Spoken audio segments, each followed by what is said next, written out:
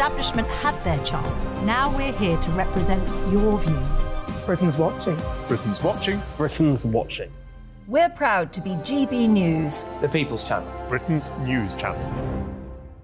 Hello, I'm Michelle Dewberry, and you can join me every weekday 6 till 7 on Jubes and Kerr. You're an inspiration to us all. Clip that bit up. Well, you are. That's my ringtone. My political ambitions those days are gone, I can tell you. She's only teasing. Go on. He's probably going to want to lay down now. I'll give him 2 minutes to have one. Let's respectfully disagree. That's what we like on Jubes and Kerr. Come and join us. GB News, The People's Channel. Michelle Dewberry, weekday evenings at 6 o'clock. Start the day with GB News. We catch up on all the big stories you didn't hear the night before. And take a look at what the world's talking about this morning. That's right, Monday to Thursdays from 6 o'clock. It's Breakfast with Eamon and Isabel. Straight after breakfast, join us, Bev Turner and Andrew Pearce. We're going to take you through till noon. We'll be tackling the big topics of the day, including the things that the other channels just won't talk about. If it's happening here. Wake up to mornings on GB News, The People's Channel. Britain's news channel. I'm Simon Evans. Join me on GB News for Headliners at 11 p.m. What's the scoop? I'll be joined by 2 of the country's top comedians. That's right. As we take a look at tomorrow's newspapers tonight. We're going to get into trouble. If it's a big story, we'll be covering it. Spill some tea on him. There we go. But we'll also have some fun. I wouldn't stick up a bank. My father didn't love me. So anyway, Headliners every night from 11 on GB News, The People's Channel, Britain's news channel. We've got a brand new lineup every Saturday night on GB News. From 6 p.m, I'll give you my unique take on the world today. Then at 7, it's me, Calvin Robinson, with my Common Sense Crusade. New to GB News is the Saturday 5. 5 times the opinion. Join us every Saturday from 8 p.m. As we debate the week's stories. With us 4, plus a special guest. And at 9, of course, it's Mark Dolan Tonight. Brand new Saturday nights on GB News, Britain's news channel.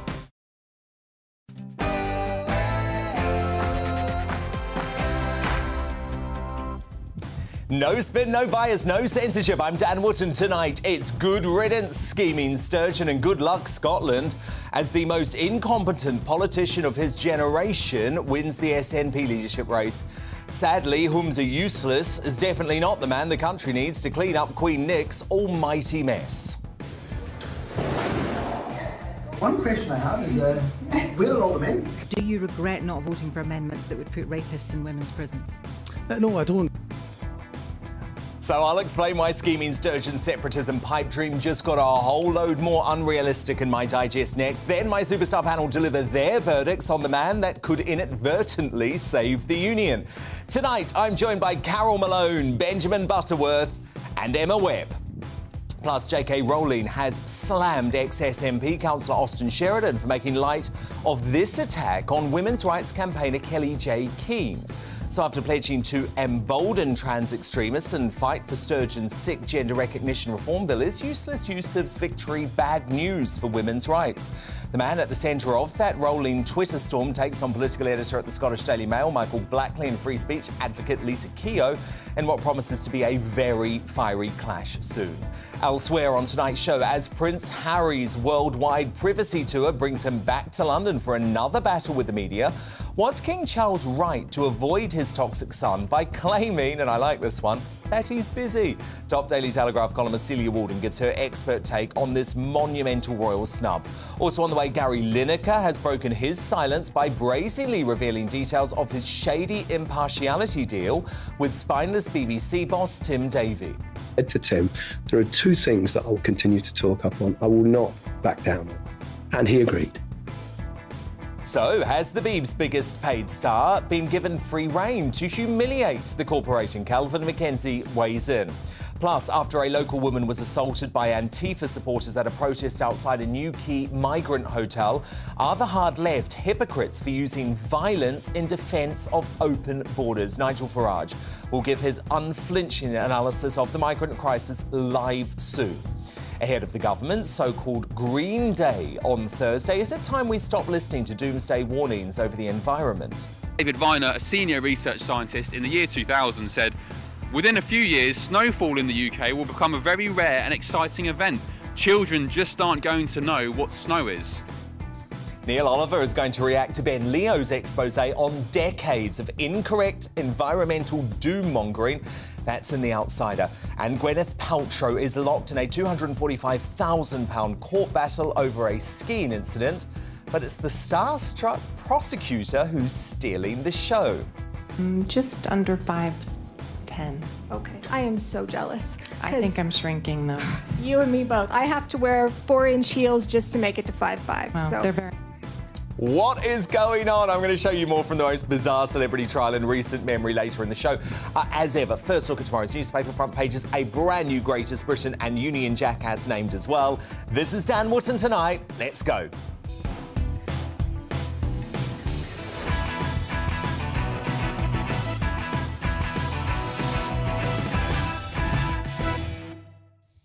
So from scheming Sturgeon to Humza useless, today is a big day for Scotland, but also for the Union. And I'm going to explain why in just a moment. First, though, the headlines with Polly Middlehurst.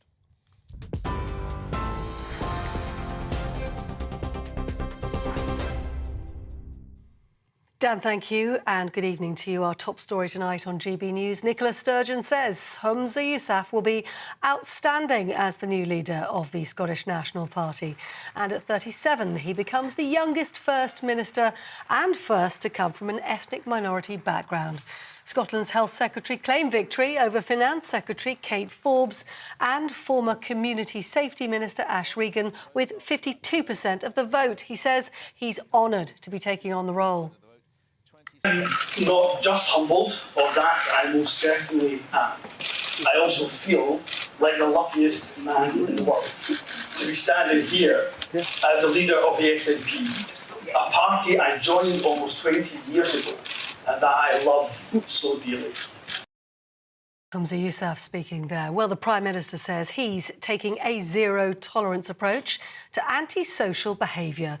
Rishi Sunak has unveiled a £160 million scheme that includes forcing offenders who graffiti or commit vandalism to clean up their own communities.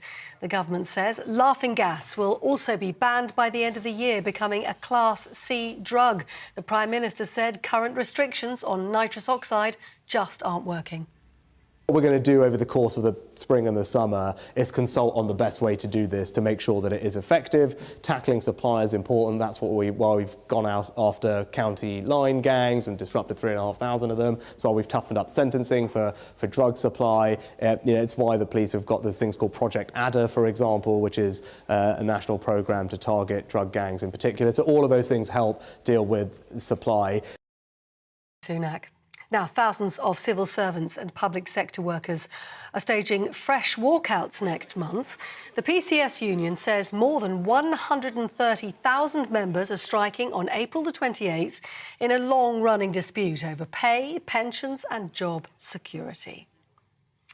In the United States, 3 children and 3 members of staff have been killed in a school shooting in Tennessee. The 28-year-old female attacker was shot dead by police, who say she'd been armed with at least 2 semi-automatic rifles and a handgun. The Covenant School, a private Christian elementary school, has around 200 students from ages 3 to 11. In Israel, the Prime Minister, Benjamin Netanyahu, will delay his controversial judicial overhaul after widespread rallies. Hundreds of thousands of people have been taking to the streets in protest at the proposals, which they say would weaken the courts. The Prime Minister's hard-right coalition partner, Security Minister Itamar Ben-Gvir, says the plans will now be looked at again after the Passover parliamentary recess. The UK has welcomed the decision, with the Foreign Secretary now urging all parties to find common ground. And the government's launching an investigation into an oil spill in Poole Harbour in Dorset after concerns were raised by MPs for nearby nature reserves and fisheries. Yesterday, around 200 barrels of fluid, including crude oil, leaked out from a pipeline operated by a gas company called Perenco. But the boss of Poole Harbour Commissioners, Jim Stewart, says the spill isn't now as serious as was initially first thought and that most of the oil has been cleaned up. You're up to date. I'm back in an hour. Now here's Dan.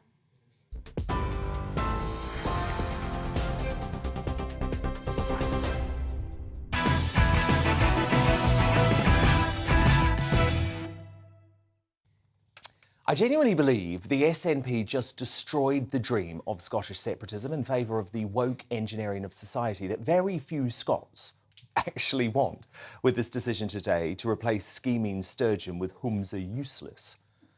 Yousaf has long been considered a lightweight joke, and he proved a failure as a minister. Not just, by the way, for this mortifying moment of arrogance where he tumbled off his knee scooter while showing off to the BBC, which, oh, it never gets old. Never gets old. But he's also the man who was caught by cops for driving without insurance as Transport Secretary, and recently said this to a group of Ukrainian women who had fled the war to the UK. Okay. So one question I have is, where are all the men? Or Scotland. Tonight, I'm actually going to leave it to Kate Forbes, Yousaf's socially conservative, competent and Christian rival, who only lost in a 52-48 head-to-head in the end, as to why Scots have just been landed with a dud. Hamza, you've had a number of jobs in government. When you were Transport Minister, the trains were never on time. When you were Justice Minister, the police were strained to breaking point. And now, as Health Minister, we've got record high waiting times. What makes you think you can do a better job as First Minister? He can't. Remember, by the way, that's his own SNP cabinet colleague, not a rival from another party. But it's not just incompetence that makes Yousaf a danger to Scotland. He is vowing to continue the dystopian woke policies of the Sturgeon era, including the sort of gender extremism that saw the so-called trans rapist, who I still call Adam Graham on this show, end up in an all-female Scottish prison. And Yousaf, following Sturgeon's extreme woke playbook, made clear during the campaign he's not going to back down on the gender recognition reform bill, despite Scots being overwhelmingly opposed, given the danger it poses to biological women and girls. First principle is to absolutely fight that Westminster veto, because I don't think that the UK government should have the right to strike down our laws. But they do. How do you fight it? Because they constitutionally they do have the right. First you fight it. Do you regret not voting for amendments that would put rapists in women's prisons? No, I don't. It has nothing to do with GRR, because GRR is not in force. No, you can shout. Okay. You can shout all you want. Yeah, we will. We will keep shouting. This woke stuff, by the way, is all very ironic, given that Yousaf, who is Muslim, allegedly refused to vote for gay marriage in Scotland after receiving pressure from Muslim leaders, so arranged a meeting with the Pakistani government to avoid it. And there's a darker side to the Yousaf ideology too, and I don't just mean the Republican bid to overthrow the monarchy if Scotland ever does achieve separatism. Republican. I believe that we should be citizens first, not subjects. So we'd keep the monarchy for a period of time, but then I'd hope Scotland, an independent Scotland, would move to be a republic in the future. No, I'm actually talking about the way Yousaf is so quick to sign up to divisive social causes not backed up by his people, including demanding all Scots must prove they are anti-racists while spreading discredited BLM critical race theory propaganda like this in the Scottish Parliament. Most senior positions in Scotland are filled almost exclusively by those who are white. Take my portfolio alone. The Lord President, white. The Lord Justice Clerk, white. Every High Court judge, white. The Lord Advocate, white. The Solicitor General, white. The Chief Constable, white. Every Deputy Chief Constable, white. Every Assistant Chief Constable, white. The Head of the Law Society, white. The Head of the Faculty of Advocates, white. Every prison governor, white. And not just justice. The Chief Medical Officer, white. The Chief Nursing Officer, white. The Chief Veterinary Officer, white. The Chief Social Work Advisor, white. Almost every trade union in this country headed by people who are white. In the Scottish Government, every Director General is white. Every chair of every public body is white. Now, I find that type of rhetoric disgraceful, actually. Yousaf is clearly using the race card to stoke division without any attempt to add crucial context, so I will add some. The fact is, Scotland is a 96% white country, where just 0.5% are African, 0.12% are Caribbean or black, and just 2.66% are Asian. So well done, Yousaf. on reaching the height of Scottish politics. But thank you too, because with such a craven, woke, incompetent leader determined to follow an extreme social agenda, I believe the Union is now safer than it's ever been this century. Scheming Sturgeon's separatism pipe dream just got a whole load more unrealistic. But to respond now, my superstar panel. Top Daily Express columnist Carol Malone, senior reporter at the newspaper Benjamin Butterworth, and the director of the Common Sense Society UK, Emma Webb. Carol Malone, this bloke is incompetent, but he's also a bit dangerous, isn't he, with this sort of ideology? I'm not sure he's dangerous at all, Dan. I think you were spot on there. Independence, is a million miles away now. Because he's just considered a bit of a joke. Because he's an idiot. They call him the continuity candidate. He was always the SNP's preferred candidate from the start. Even though, in among the people of Scotland, he had a minus popularity rating of 20%. But never mind. So what he's doing now, he's carrying on the gender reform bill. He's going to campaign for that, which is the very bill that brought Nicola Sturgeon down. The one thing that wrong-footed her in her 8 years as First Minister. This bill, where 2 in 1 of the population said they didn't want it, where poll after poll after poll said they didn't want it. So what has he decided to do? He's going to carry it on. So straight away he's caused a division among the people. I mean, it's such a pity that Kate Forbes didn't get it, because I think the SNP would have had a fighting chance if she'd got power. Well, I'm actually delighted she didn't. In a way, but anyway, but this guy is an idiot. I mean, the thing you showed about the Ukrainian refugees there, asking where the men are, he's a bit thick, I think. I think this is the problem. I really do think he doesn't know he's thick, which is actually, that in itself is dangerous. Well, that's also dangerous too. Yes. I mean, Benjamin Butterworth, he is mad, isn't he, to continue this battle with Westminster over the Gender Reform Recognition Bill. Scots don't want this madness of putting male rapists who claim to be a woman in a female prison. We've had enough in Scotland. Well, there are 2 separate issues there. The one about which prison you go in was not necessarily affected by that law. There was already rules in place to mean that doesn't need to happen. That was Sturgeon's mistake. But don't be intellectually dishonest, because that law... You flatter me. No, but that law means that victims of rape in court have to refer to their accuser by their chosen new name and their chosen new gender. So this does completely relate. I think the 2 things are very much interlinked on an ideological basis. I mean, I think when parties put manifestos and electorates choose their government, well, in the case of the SNP, they chose them with this gender reform in that on both Westminster and Holyrood elections. Know the consequences, so it's perfectly legitimate that Humza Yousaf will pursue that. But look, I'm just relieved that Haiti Casey, Kate Forbes, the bigot, did not win today. My fear was that Scotland... They absolutely... You mean the Christian... No, I mean the bigot, because actually I've got loads of Christian friends that go to church all the time, and I tell you what, they don't oppose a woman's right to choose or my right to get married. I never saw anything bigoted from Kate Forbes. Now, look, I disagree with her a lot of points, for example, on gay marriage, but she was very clear. She didn't want to force her views on anyone else. She was a Christian. She voted personally on her Christian ideology, but I think that's terrible, isn't it, to describe her as a bigot? And actually, I like Kate Forbes, but as a unionist, I think that it's a very good thing that she hasn't gotten in, because, as you can see, the SNP have lost 30,000 members. The SNP is already completely plummeting and death spiralling at a rate of knots. Death spiral, you're so right. And in addition to that, we see that actually that Kate Forbes only lost by a very, very narrow margin, realistically. So I think Humza Yousaf is going to attempt to preside over a very divided party. As Carol said, he's going to be leaning in to what has already been so divisive that it resulted in Nicola Sturgeon having to step down.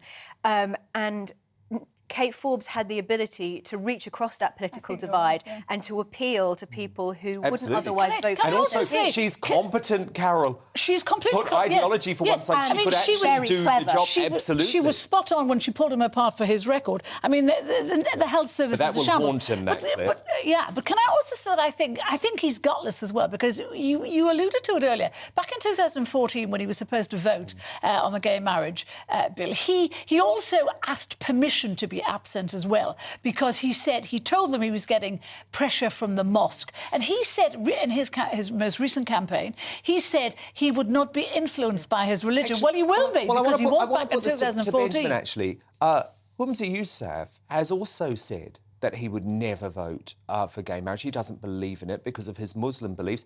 Are you prepared to call the Muslim gay marriage hater a bigot, or do you just reserve those sorts of labels for the Christians, Benjamin? I mean, he hasn't said he's against gay marriage. He supports same-sex marriage, but he was strangely absent, and I think that's a point of shame. Over the course of the campaign that because of his religious views, which are Muslim, he cannot support personally gay marriage. Is he a bigot too, or do you just reserve that label to the Christians? Very simple question. Well, first of all, I think what he said was that he doesn't think there should be same-sex marriages in mosques, which is not the same. So I think it's important to get your facts right, Dan. Forgive me. But do you know what? The Christians that no, it's not. I don't think religion is an excuse for bigotry. You know, maybe Carol and Emma and you are willing to excuse Haiti Katie and her hatred of gay people getting rights. What I'm noting right now is that you are prepared to excuse Yousaf. No, I'm not. Because he is a Muslim. You're not prepared to excuse Kate Forbes for her views because she's Christian. That's what I'm picking up. Because, believe me, Benjamin, over the course of the campaign, if you followed it closely, what Forbes and Yousaf believed on gay marriage was identical. And by the way, neither of them voted for it. It wasn't identical at all. And Humza Yousaf made clear that he doesn't think that Scotland's laws should be pushed back. Final word, Carol. Can we also point out that, you know, you've just said that she hated gay people. No, she doesn't. Her religion does not allow her for gay marriage. Oh, come on, there's a huge That is difference homophobia. To be opposed to same-sex marriage is to be homophobic. So prepared to attack Kate Forbes. So quick to attack Kate Forbes. Not prepared to attack Yousaf. I say bring back exactly the same. I say bring back Nicola Sturgeon. Oh, please don't be ridiculous. All the best for Benjamin Butterworth, Emma Webb, Carol Malone, my superstar panel, are with me all night, but still to come. As militant Antifa mobs send migrant hotel protests spiralling into violence, do we need the government's illegal migration bill urgently to tackle Britain's righteous anger? Nigel Farage live on that soon, but up next in The Clash. Is Yousaf's victory in the leadership contest bad news for women's rights? Former SNP councillor and Yousaf supporter Austin Sheridan, who's had a big Twitter spat with J.K. Rowling over the weekend. He's going to go up against the Scottish Daily Mail's political editor Michael Blackley and free speech advocate Lisa Keogh. Your voice, most important though, email me down at gbnews.uk. Vote in our poll at GBNews on Twitter. The results and The Clash straight after the break.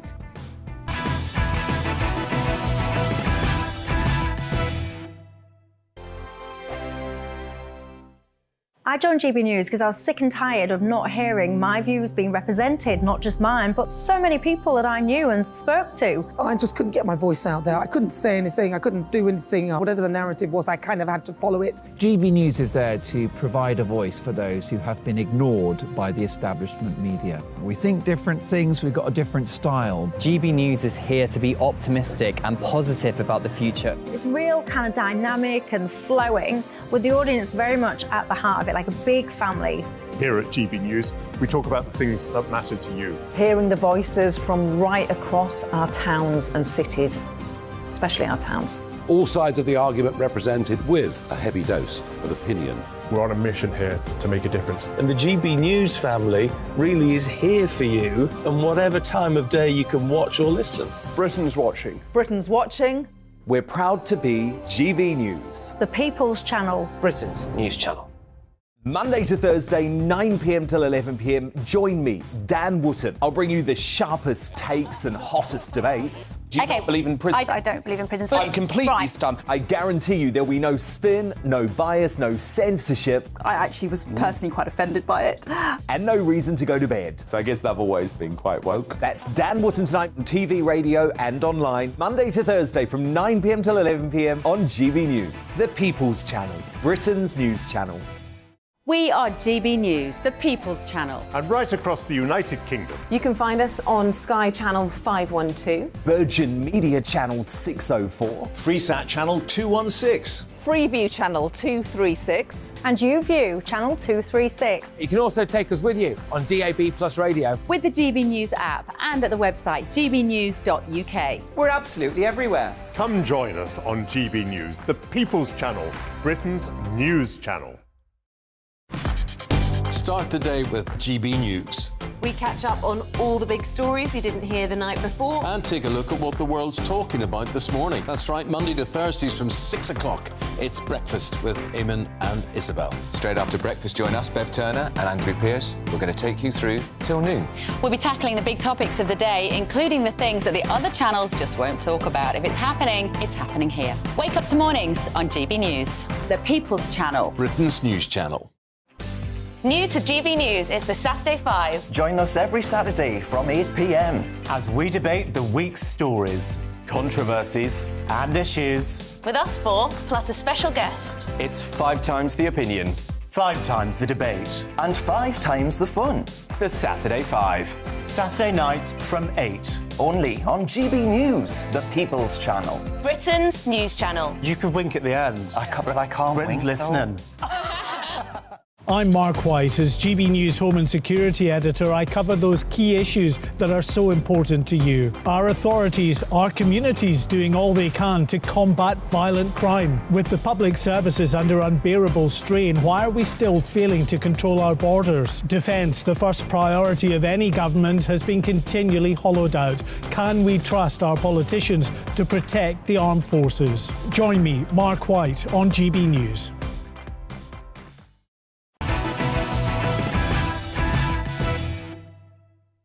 Nigel Farage and Neil Oliver on the way, but it's time now for the clash.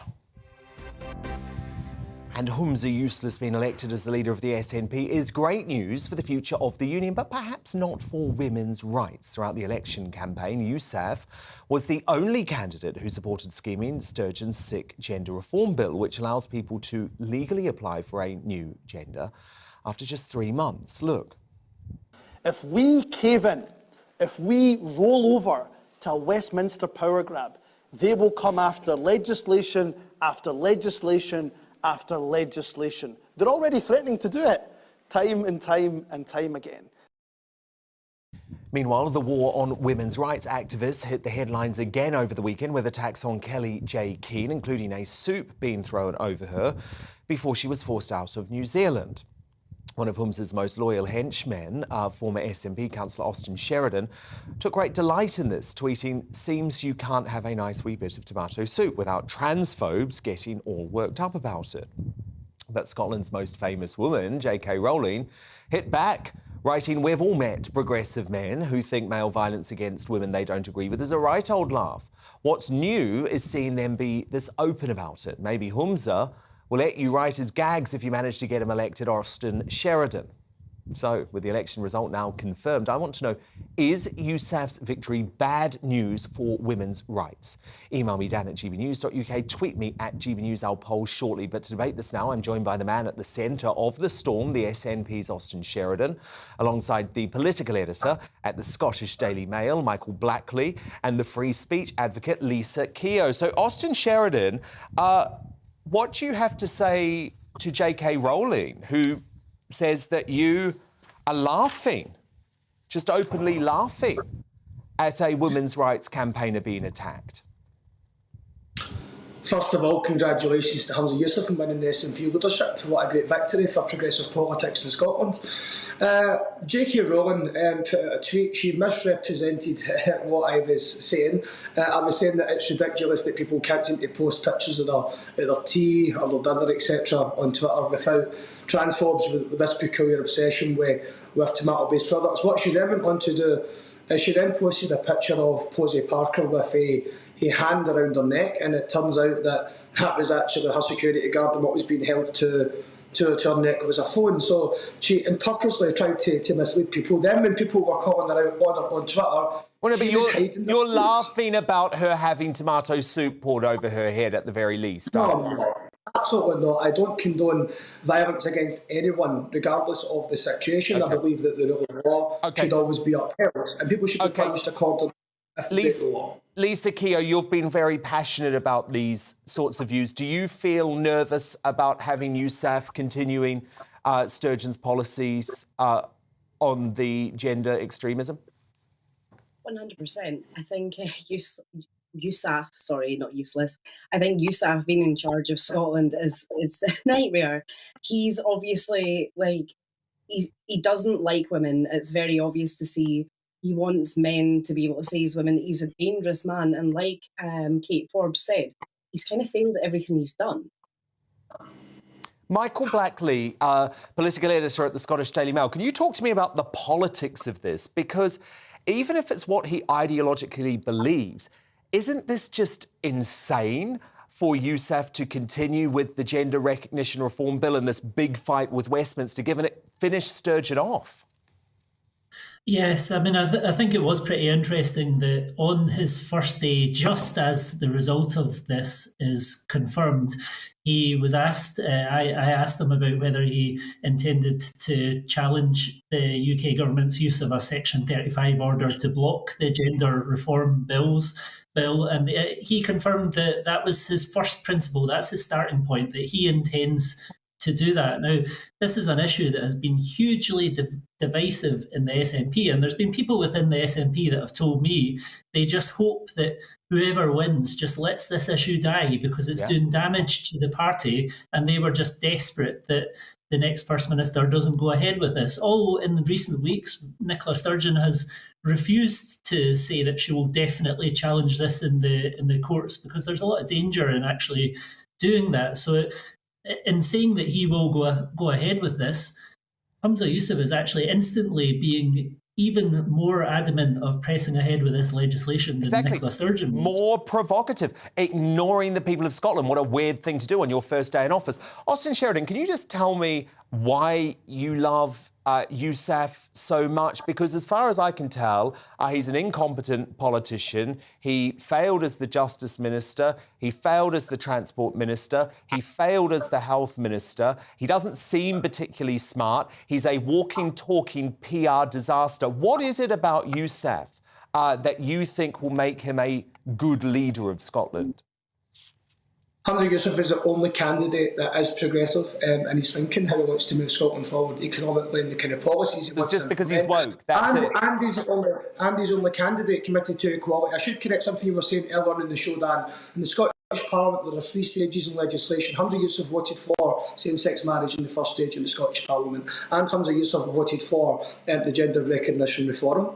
Humza Yousaf wants to challenge that legislation, not just because of the subject of the legislation, it is the principle. The principal fact being that Scotland's national parliament passed legislation in a devolved area, and now Westminster are attempting to block the legislation that was voted for, by the way, by every single political party in Scotland. But Lisa Keogh voted for that legislation. But Lisa Keogh, OK, I just want to let Lisa Keogh respond, because Lisa, the people of Scotland don't support this legislation, though. No, we absolutely don't. It's a very dangerous legislation, and I actually, for one, as an independence voter, I actually, for one, condone the Westminster getting involved. We need somebody to protect us. We actually need somebody to save us from SNP. See, I just don't think that's credible coming from somebody who says to support independence. Surely, you should be standing up for Scotland's right to choose. There was a very lengthy debate in Scotland's Parliament, lasted over 6 years, and Scotland's national representatives voted through that legislation. Also, this thing about gender recognition reform being unpopular. I mean, the latest opinion polls are showing the only political party in Scotland that was officially opposed to gender recognition reform are losing seats, and the pro-GRA parties are picking up seats. So it's certainly not a vote loser. That seems to be an argument that's a red herring. It doesn't actually translate when it comes to showing projected support for political parties. But of course, the ballot box is the only time that really matters. And I'm very confident that the SNP will have a good show next year in the Westminster election. Keep dreaming. If I had to vote between Scotland being independent or women and children being safe, women and children being safe wins every time. Yeah, indeed. Michael Blackley, final word to you. Well, I think what you've heard today is 2 people that are relatively supportive of the idea of independence in the SNP, but you've seen just how divisive this single issue is. So it's going to be a real test of Humza Yousaf's leadership, because we saw in the result today that the SNP is highly divided. It was an extremely narrow victory for Humza Yousaf. This is one of the issues that's dominated throughout the campaign. And I think when you have a divided party fighting over an issue like this, he has a real challenge on his hands to keep that party together, never mind to start attempting to win any votes from new voters.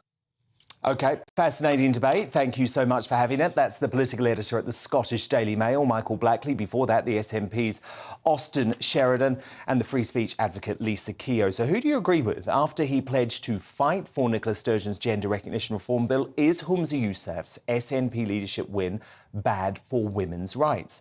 Sean on Twitter says, of course, unless Yousaf is like his predecessor, Scheming Sturgeon, who completely ignored women's rights and endangered the younger generation's future. Julia says he's a total disaster, he won't last. Forbes should definitely have won. And from Susie, he's bad for everything in Scotland.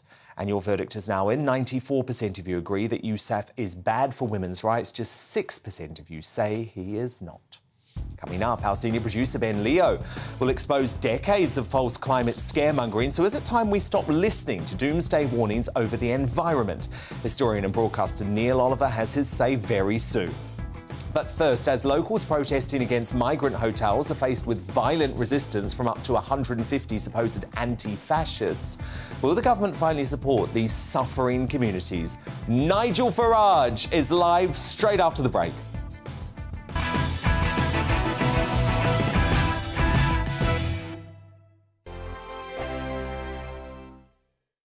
Monday to Thursday nights on GB News. At 6, it's Doobs & Co. 7 o'clock, Farage. At 8, join Jacob Rees-Mogg. And at 9, Dan Wootton Tonight, followed by Headliners. On TV, radio and online. This is GB News.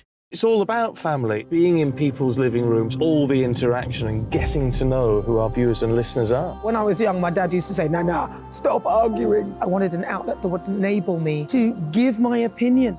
People are going through a really hard time right now, and I know that you don't feel like you're being listened to by the establishment. I came to GB News because it's the People's Channel, and I want the audience to have their say on the events of the day. We're dynamic. We do something different. Democracy shows that the wisdom of the nation is in its people.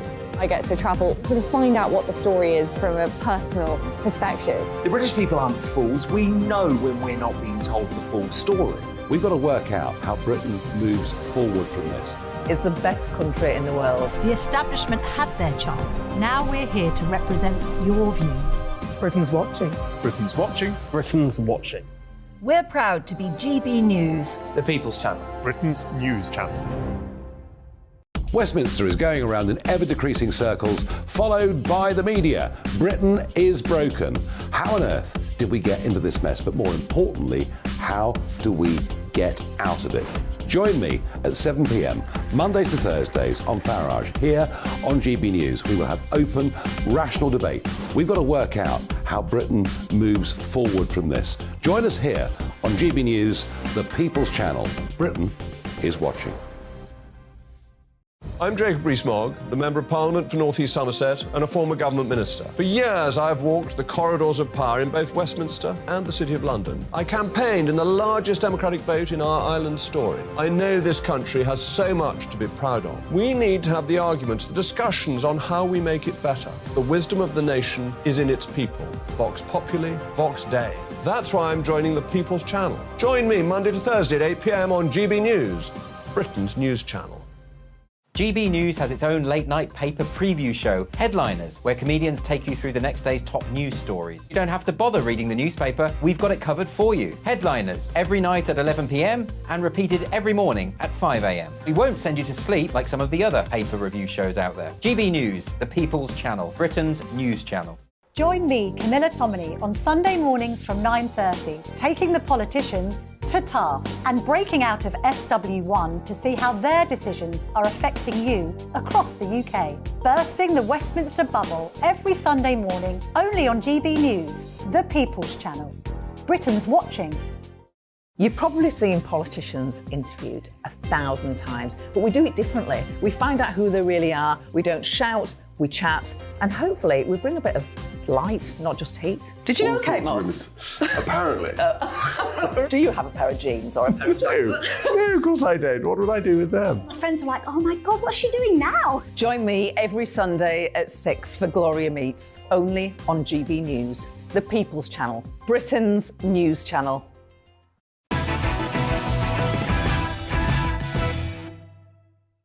What the Farage time now, and nestled on the stunning Cornish coastline, the tourist hotspot of Newquay became the latest front line of migrant hotel clashes yesterday, as violent confrontations saw concerned locals attacked by hard-left counter-protesters who chanted Antifa from behind their sinister face coverings.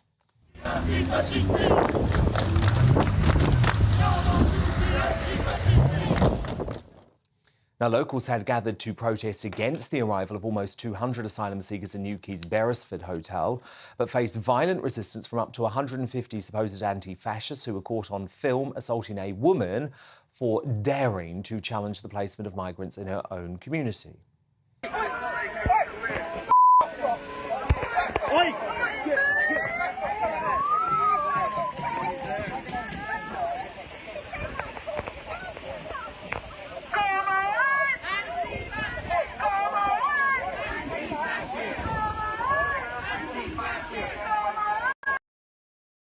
Unbelievable. While violence is certainly nothing new from the aggressive Antifa movement, this is the latest in a string of recent examples where local communities with genuine concerns over immigration have been silenced by the militant left. Well, I'm delighted to say Nigel Farage is with me now.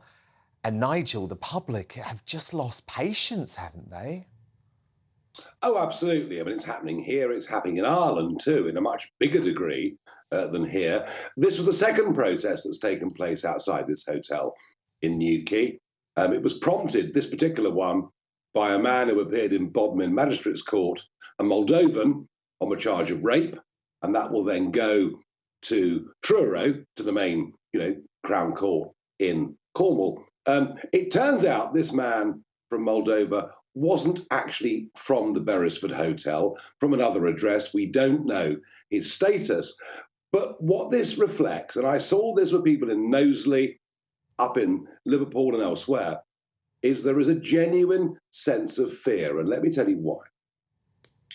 There are very, very large numbers of young men who come from cultures in which women, particularly young women, aren't even second-class citizens. You think I'm wrong? Have a look at Malmo. Have a look at Stockholm. See what has happened.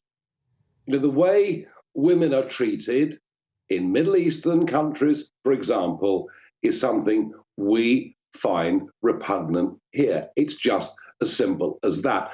And so what you're seeing with the protests are parents, uncles, aunts, grandparents, genuinely concerned about their communities.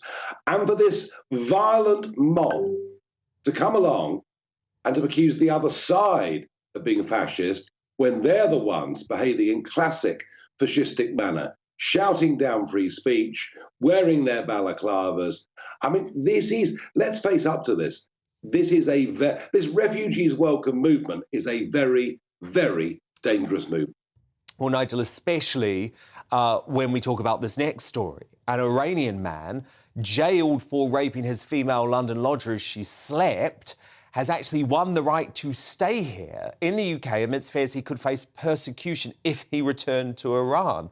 So we don't know this bloke's name. He's been appealing against the decision to deport him since it was made back in 2005, Nigel, with Judge John Keith finally accepting his appeal on the basis that he could be at risk if he returned to Iran. Yep, so, this is why we're so worried, isn't it, Nigel? It's a joke. Oh, absolutely. And all of this, as you and I are speaking now, the debate in the House of Commons on the illegal immigration bill is coming to an end.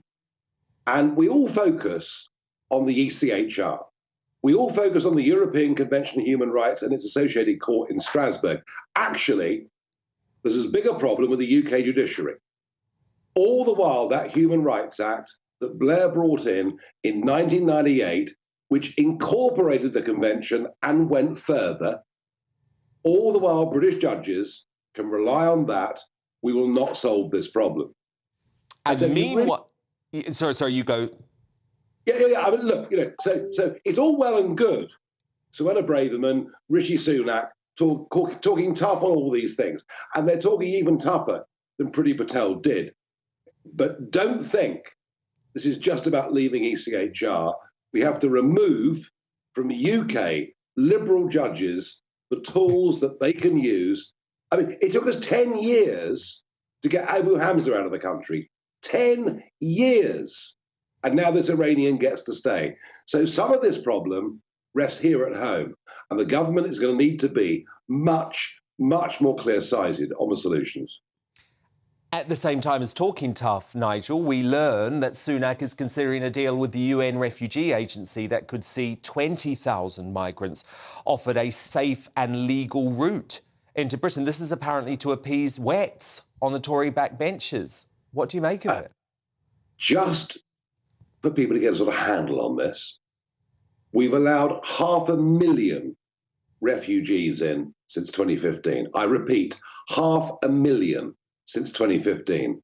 Please do not say that we are some nasty, horrible country that excludes everybody.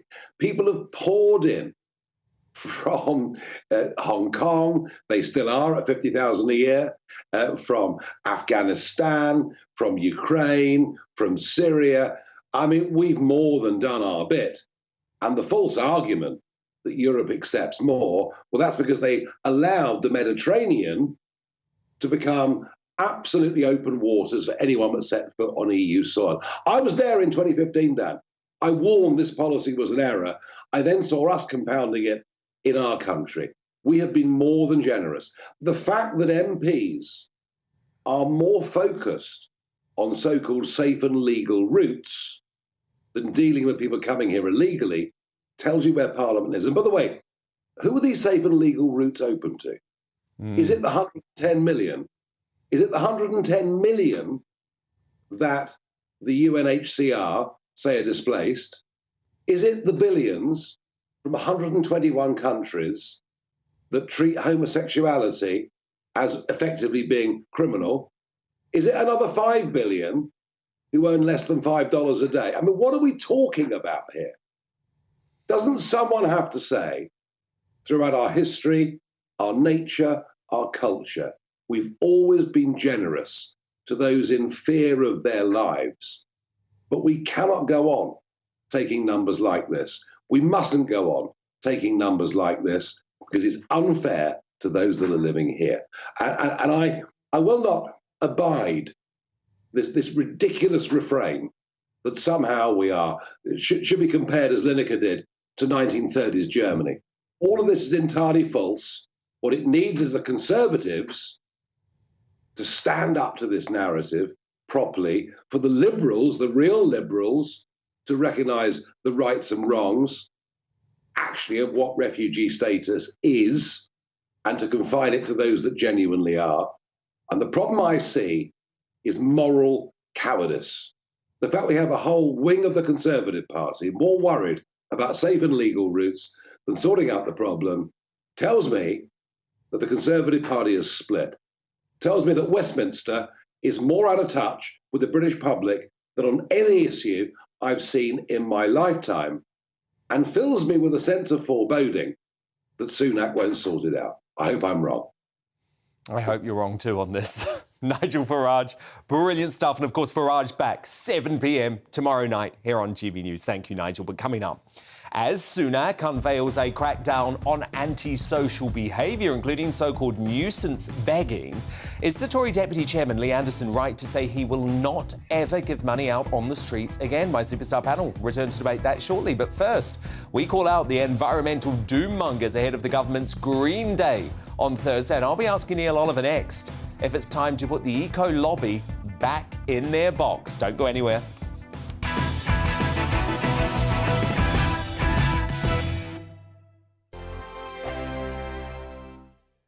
Monday to Thursday nights on GB News. At 6, it's Dubes & Co. 7 o'clock, Farage. At 8, join Jacob Rees-Mogg. And at 9, Dan Wootton Tonight, followed by Headliners. On TV, radio and online. This is GB News.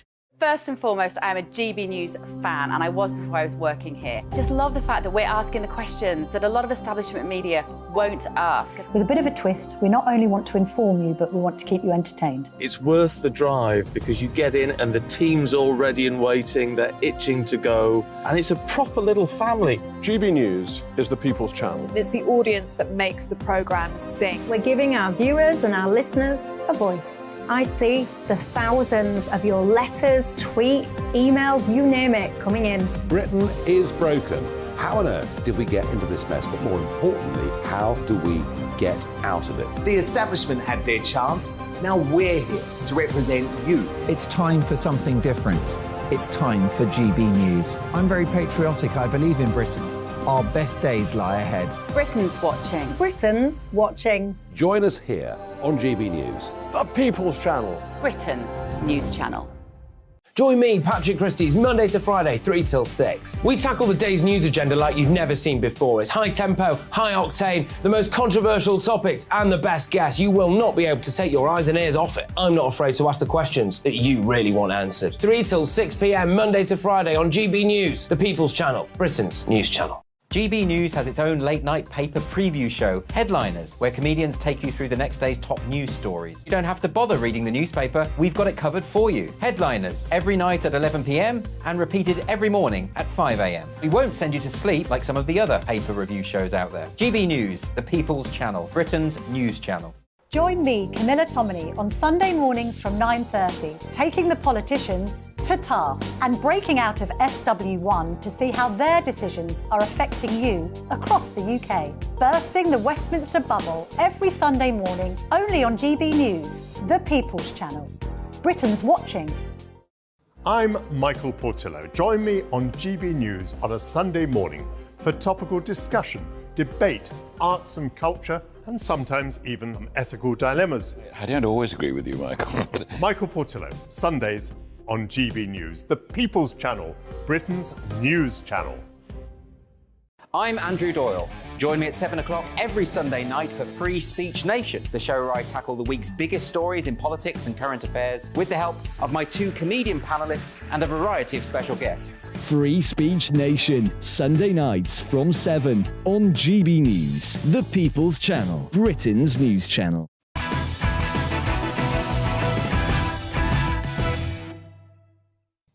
Celia Walden and Kelvin McKenzie on the way, but Neil Oliver is tonight's outsider. And the government will mark its so-called Green Day this Thursday to respond to a report on how to reach deranged net zero targets. Car manufacturers will be ordered to make a specific number of electric vehicles per year, while an official office for net zero could soon be opening.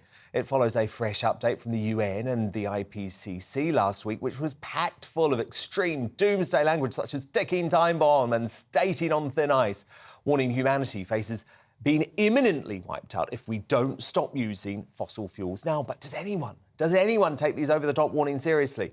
After all, as Al Ben Leo has uncovered, they've been giving these extinction predictions for decades. How can we take these guys seriously when so many of their previous doomsday predictions have come to pass without so much of a whimper?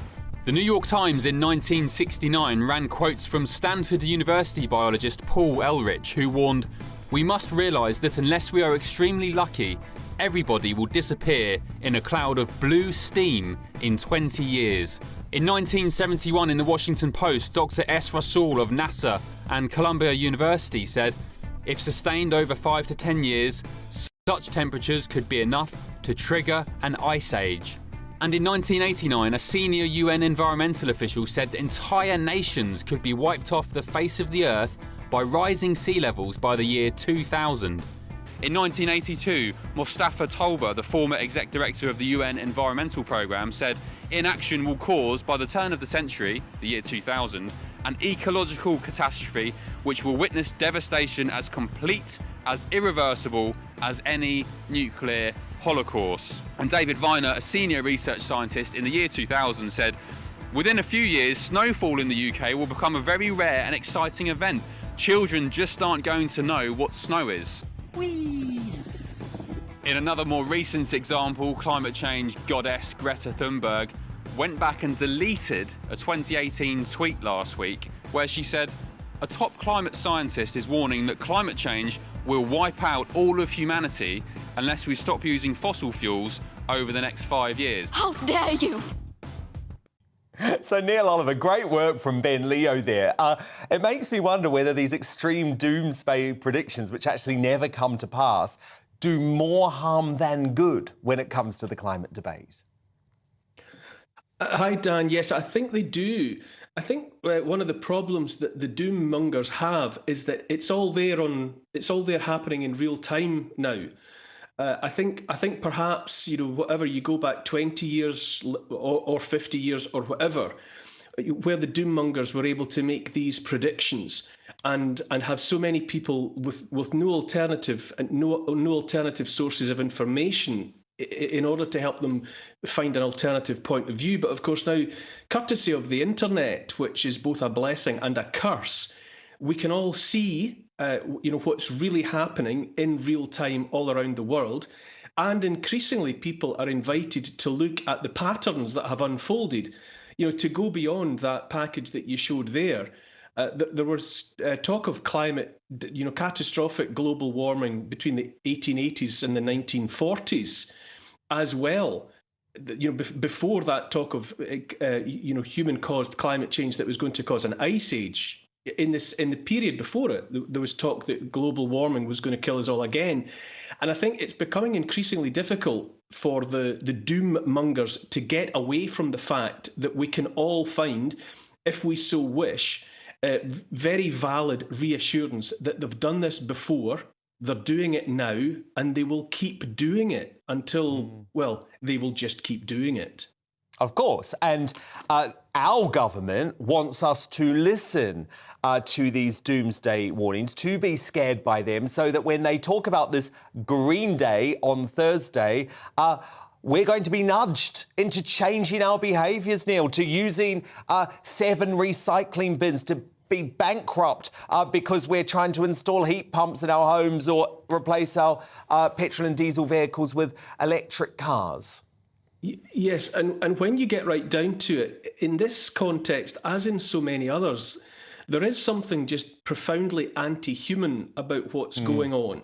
I mean, I know that none of us operates in isolation, but our country here in Great Britain, people are invited in so many ways, or not invited, it's insisted that they see themselves as to blame for so much. Our history is to blame for the world's ills. Our colonialism, our empire, all of it, we're supposed to hang our heads in shame and seek to make reparations for the things that were done in the past by our predecessors. But increasingly, that modus operandi is spreading out, and we're being told again in the context of the environment that we are to blame. I mean, there, your previous item with Nigel Farage there, that we have to be the only safe haven, or a safe haven for any of the world's desperate people, without a limit on it. Any number of people are supposed to come here because we are somehow to blame. We are always to blame. There's an anti-human. People are made to feel bad. Now we're being made to feel as if we shouldn't have warm homes. We shouldn't have vehicles that enable us to get to wherever we want to go. We shouldn't be able to grow our own food. We shouldn't be able to get on planes and go to other countries. And if we want to do all of those things, we are bad people. There's this terrible cult of blaming people alive today, people just trying to go about their business and make modest and decent lives for their families are being castigated and excoriated as though that humble ambition makes them bad people. And this climate crisis is just the latest iteration of that. It's being done by people who have alternative motives. And never forget, there's money to be made, vast sums from this green revolution. All of the new technologies that are coming in are an absolute opportunity for the already rich to get richer. Absolutely, but the honest, hard-working folk of this country are going to have to pay a heck of a lot more. But Neil, I can see the fight back coming. I can see it coming with you, Les, in London, and we're going to keep on this in the weeks to come. But Neil Oliver, so great to see you tonight. Thanks, Dan. Coming up, as Prince Harry jets into London for yet another battle with the media, was King Charles right to avoid his toxic son by claiming he's busy? Star Daily Telegraph columnist Celia Wootton gives her unmissable take on this very soon. But next, as Rishi Sunak unveils his new plan to crack down on antisocial behaviour, such as giving police additional powers to stop so-called nuisance begging, is the Tory party Deputy Chairman Lee Anderson right to say he will no longer ever give money out on the streets again? My superstar panel, I'm going to debate that right after the break.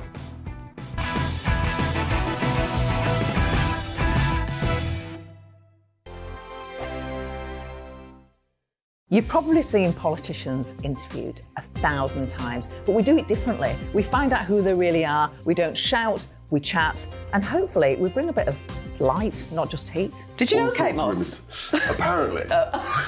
Do you have a pair of jeans or a pair of jeans? No, of course I don't. What would I do with them? My friends are like, oh my God, what's she doing now? Join me every Sunday at 6 for Gloria Meets, only on GB News, the People's Channel, Britain's news channel.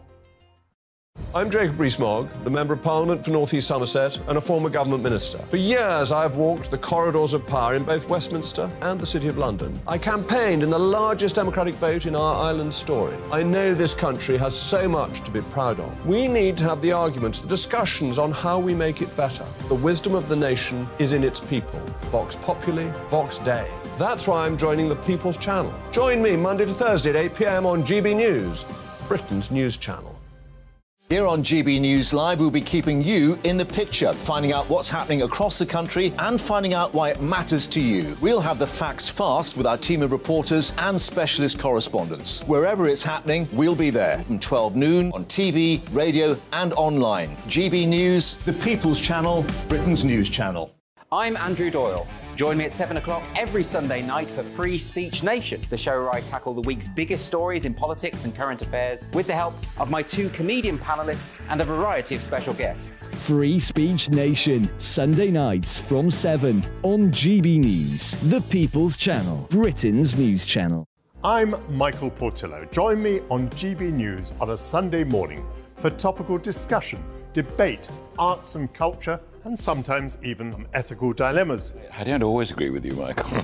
Michael Portillo, Sundays on GB News, the People's Channel, Britain's news channel.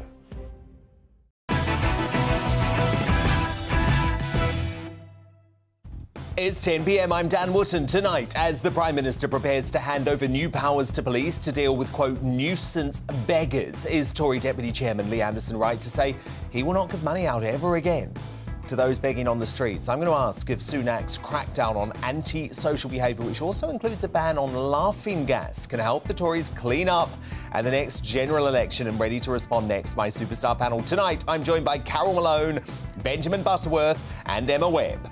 With Humza Yousaf, the most useless politician of his generation, elected as leader of the SNP, does scheming Sturgeon leave Holyrood with her separatist dream in tatters? That's coming up in a blockbuster Greatest Britain Union jackass. Plus, see how tomorrow's newspaper front pages have reacted to what I'm calling a very, very good day for the United Kingdom. The United Kingdom is safer than it's been all century. Now, despite making a surprise trip to London today for yet another battle with the British press, Prince Harry was royally snubbed by his dad, who said he was apparently too busy to meet. So is the king well advised to shun the vengeful Duke? I think so, but what does the Daily Telegraph's star columnist Celia Wootton think? She's going to offer her unmissable analysis shortly.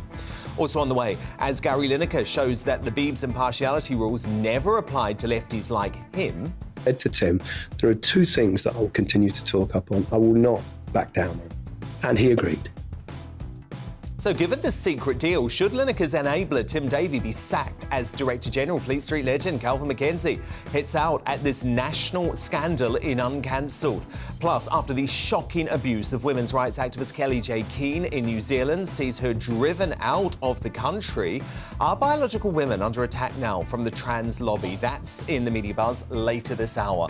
Plus, is Gwyneth Paltrow on trial for causing a ski accident or starring in a newly Legally Blonde, Phil? I'm just under 5'10". Okay, I am so jealous. I think I'm shrinking though. You and me both. I have to wear 4-inch heels just to make it to 5'5". Well, so they're very nice. Have to say, I've become totally obsessed with one of the most bizarre celebrity trials ever. I'm going to show you the highlights this hour too. But before all of that, the news headlines with Polly Middlehurst.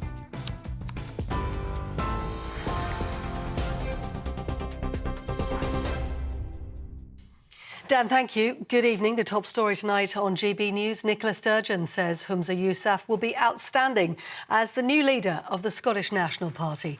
And at 37, he becomes the youngest First Minister and first to come from an ethnic minority background. Scotland's Health Secretary claimed victory over Finance Secretary Kate Forbes and former Community Safety Minister Ash Regan with 52% of the vote. He says he's honoured to be taking on the role. I'm not just humbled of that, I most certainly am. I also feel like the luckiest man in the world to be standing here as the leader of the SNP, a party I joined almost 20 years ago and that I love so dearly. Humza Yousaf. Well, also in the news today, the Prime Minister says he's taking a zero-tolerance approach to antisocial behaviour. Rishi Sunak has unveiled a £160 million scheme that includes forcing offenders who graffiti or commit vandalism to clean up their own communities. The government says laughing gas will also be banned by the end of the year, becoming a Class C drug. The Prime Minister said current restrictions on nitrous oxide just aren't working. A rapist convicted as part of the Rotherham grooming gang scandal has been ordered to pay his victim £425,000. Asghar Bostan was jailed for 9 years in 2018 for keeping and abusing a 14-year-old girl in a flat for 10 weeks. Liz, not her real name, has told GB News she started legal proceedings after she felt the justice system had failed to sufficiently punish him. What we're going to do over the course of the spring and the summer is consult on the best way to do this to make sure that it is effective. Tackling supply is important. That's why we've gone out after county line gangs and disrupted 3,500 of them. It's why we've toughened up sentencing for drug supply. It's why the police have got these things called Project Adder, for example, which is... Our apologies, we have played the wrong clip there. We'll try and get the right clip to you in the next hour of news. Meanwhile, thousands of civil servants and public sector workers are staging fresh walkouts next month. The PCS union says more than 130,000 members are striking on April the 28th in a long-running dispute over pay, pensions and job security. Now, as you've been hearing, the Duke of Sussex and other celebrities, including Sir Elton John and Elizabeth Hurley, have finished their first day of preliminary hearings at the High Court in London. Prince Harry and the other claimants launched legal action against Associated Newspapers for unlawful information gathering. The newspaper group denies the allegations, which include hiring private investigators to place listening devices in cars and homes and record phone calls. That's it from me. I'm back in an hour. Now back to Dan.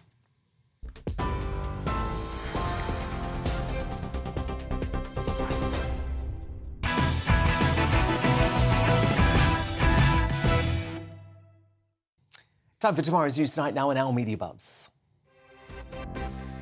The first front pages are in, hot off the press, straight to the Metro, that reports Home Secretary Suella Braverman is fighting rebels on both sides of her party over her controversial migrant policy.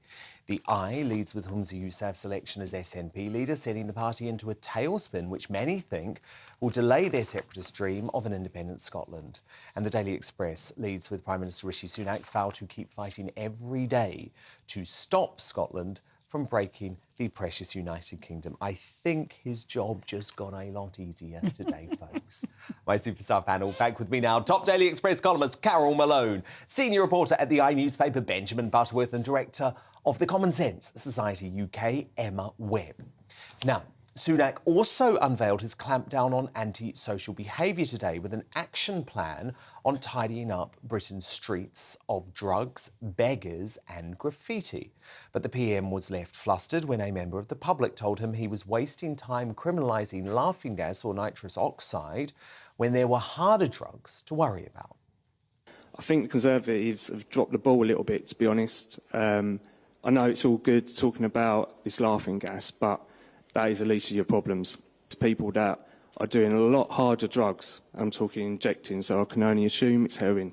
I've reported this, nothing happens. What are you going to do? Nitrous oxide laughing gas, right? Yes, it's not heroin, but it's the third most taken drug amongst young people in the country. Sunak also plans to ban begging in the streets, which will no doubt be celebrated by Conservative Party Deputy Chairman Lee Anderson, who tweeted today, "I was approached by a man who asked for money, but I had no cash. He then whipped out a chip and pin machine and said I could pay with card. I will not give money out on the streets ever again." So, will the Tories restore their reputation for law and order and keep Labour out of power? And is Lee Anderson right to say no to beggars? Carol Malone, I have to say, my policy for a long, long time has been not to give cash on the streets to homeless folk, because in this country there is a safety net. You can support charities that target this, but very often what you're actually doing is funding drug gangs. It's true. Addicts. I often offer to buy them food. And if they turn me down for that, I know it's the something. Yes, and I'll give them clothes, I'll give them shoes, whatever. all of that sort of thing, but never money. And the thing is, I don't really think people need to be begging on the streets of Britain. If you need food, there are places to go. We know there are food banks, there are benefits to claim. No one needs to be begging for food on the streets of this country. But I've got to tell you, I never thought I'd utter these words, but I'm quite impressed with Rishi Sunak at the moment.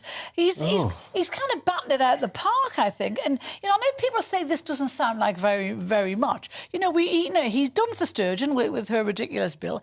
He's got the Brexit deal through, which is not perfect, but it's better than what we had.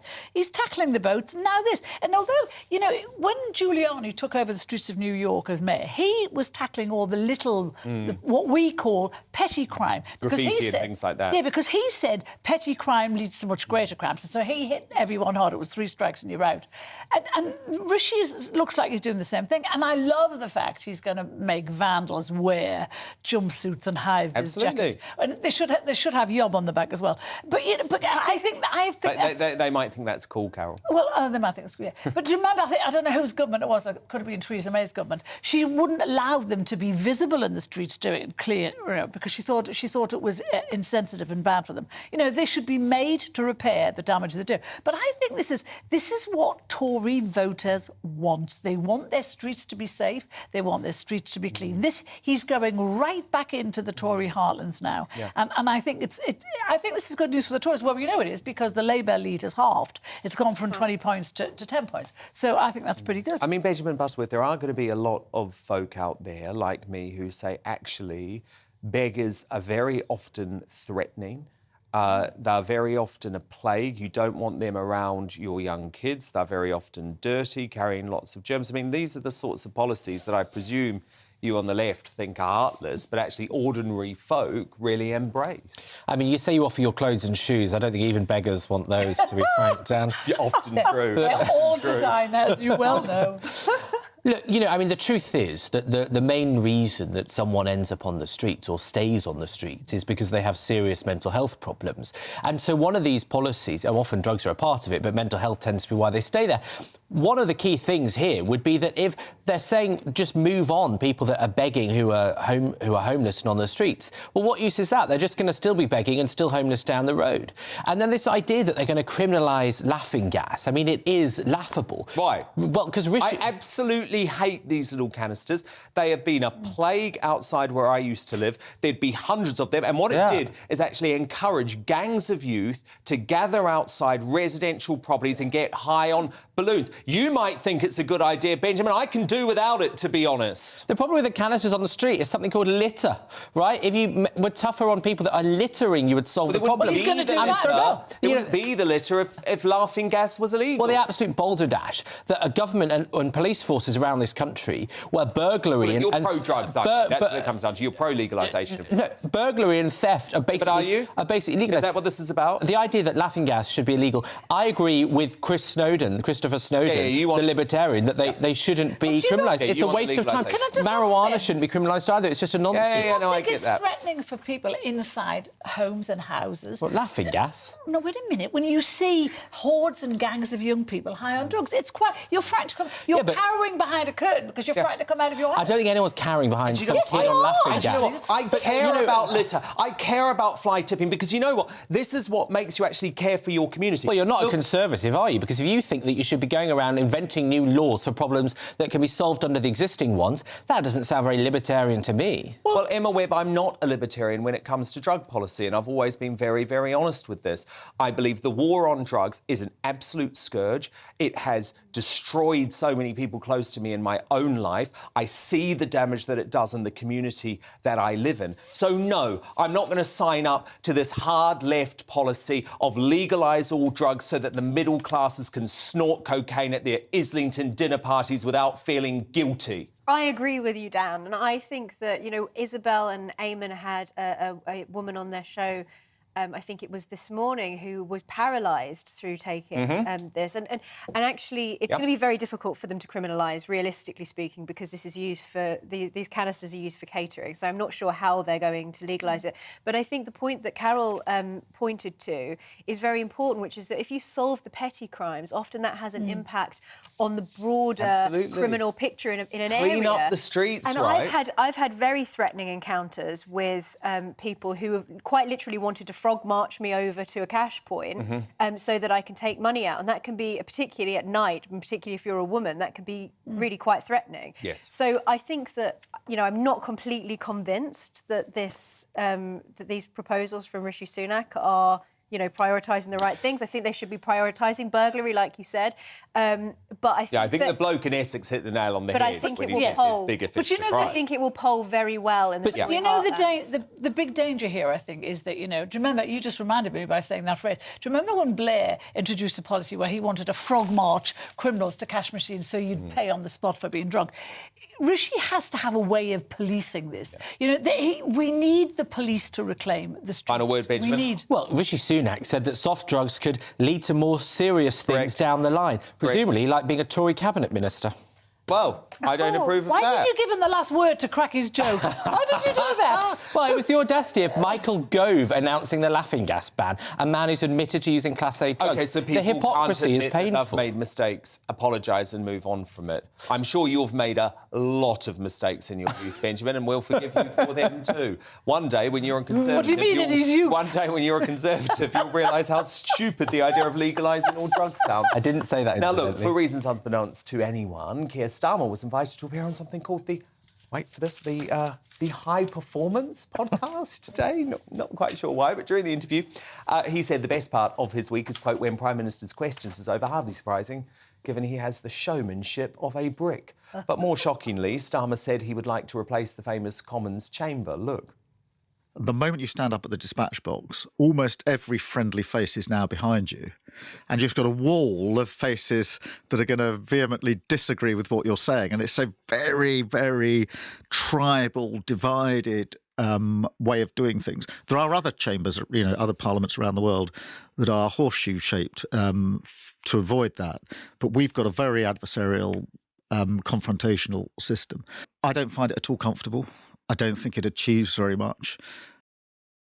Oh, bore off. Of course, snowflakes like Starmer want to take the passion out of our great political institutions.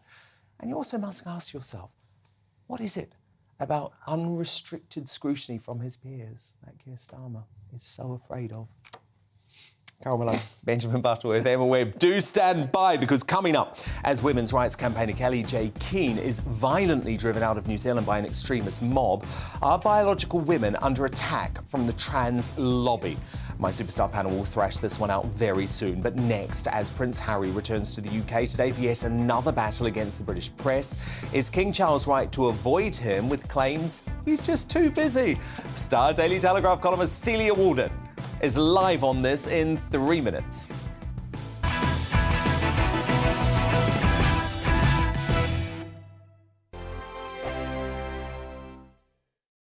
I joined GB News because I was sick and tired of not hearing my views being represented, not just mine, but so many people that I knew and spoke to. I just couldn't get my voice out there. I couldn't say anything, I couldn't do anything. Whatever the narrative was, I kind of had to follow it. GB News is there to provide a voice for those who have been ignored by the establishment media. We think different things, we've got a different style. GB News is here to be optimistic and positive about the future. It's real kind of dynamic and flowing, with the audience very much at the heart of it, like a big family.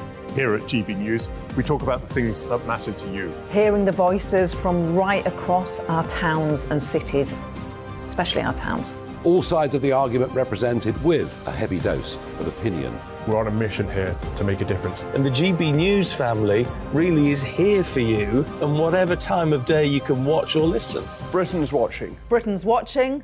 We're proud to be GB News, The People's Channel. Britain's news channel. Monday to Thursday, 9 p.m. till 11 p.m. Join me, Dan Wootton. I'll bring you the sharpest takes and hottest debates. Do you not believe in prison? I don't believe in prisons. I'm completely stunned. I guarantee you there'll be no spin, no bias, no censorship. I actually was personally quite offended by it. And no reason to go to bed. So I guess they've always been quite woke. That's Dan Wootton tonight on TV, radio and online. Monday to Thursday from 9 p.m. till 11 p.m. on GB News. The People's Channel, Britain's news channel. We are GB News, the People's Channel. And right across the United Kingdom. You can find us on Sky Channel 512. Virgin Media Channel 604. Freesat Channel 216. Freeview Channel 236. And YouView Channel 236. You can also take us with you on DAB Plus Radio. With the GB News app and at the website gbnews.uk. We're absolutely everywhere. Come join us on GB News, the People's Channel, Britain's news channel. Start the day with GB News. We catch up on all the big stories you didn't hear the night before. And take a look at what the world's talking about this morning. That's right, Monday to Thursdays from 6 o'clock. It's Breakfast with Eamon and Isabel. Straight after breakfast, join us, Bev Turner and Andrew Pearce. We're going to take you through till noon. We'll be tackling the big topics of the day, including the things that the other channels just won't talk about. If it's happening here. Wake up to mornings on GB News, the People's Channel. Britain's news channel. New to GB News is the Saturday 5. Join us every Saturday from 8 p.m. as we debate the week's stories, controversies and issues. With us 4, plus a special guest. It's 5 times the opinion, 5 times the debate, and 5 times the fun. The Saturday 5. Saturday nights from 8. Only on GB News, the People's Channel. Britain's news channel. You could wink at the end. I can't Britain's wink. Listening. I'm Mark White. As GB News Home and Security Editor, I cover those key issues that are so important to you. Our authorities, our communities doing all they can to combat violent crime. With the public services under unbearable strain, why are we still failing to control our borders? Defence, the first priority of any government, has been continually hollowed out. Can we trust our politicians to protect the armed forces? Join me, Mark White, on GB News.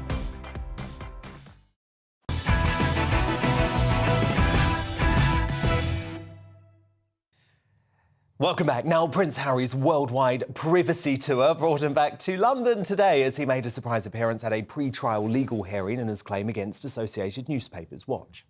Why are you here, sir? Good morning. Sorry.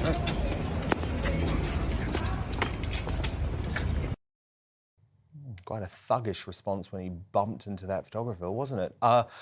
Now, I'm not sure what jetting 5,500 miles for a court hearing he didn't need to attend does for the Duke of Woke's green credentials or his pathetic plea for taxpayer-funded protection, but anything for a bit of publicity, right? And if he hoped for some undeserved FaceTime with the King, Harry is going to be sadly mistaken. The Daily Telegraph has revealed that Charles, who is currently in Highgrove ahead of his state visit to Germany on Wednesday, has told his son he's just too busy to see him. And Prince William also thought to snub any possible reunion, having left London for half-term with Kate and their children. Now, I must commend King Charles for finally standing his ground and imposing some real consequences on his ungrateful son for all the misery he has caused. But the Star Daily Telegraph columnist Celia Walden joins me now. Celia, do you agree with me that on this, King Charles has actually got it right by saying, sorry, Harry, just too busy for you right now.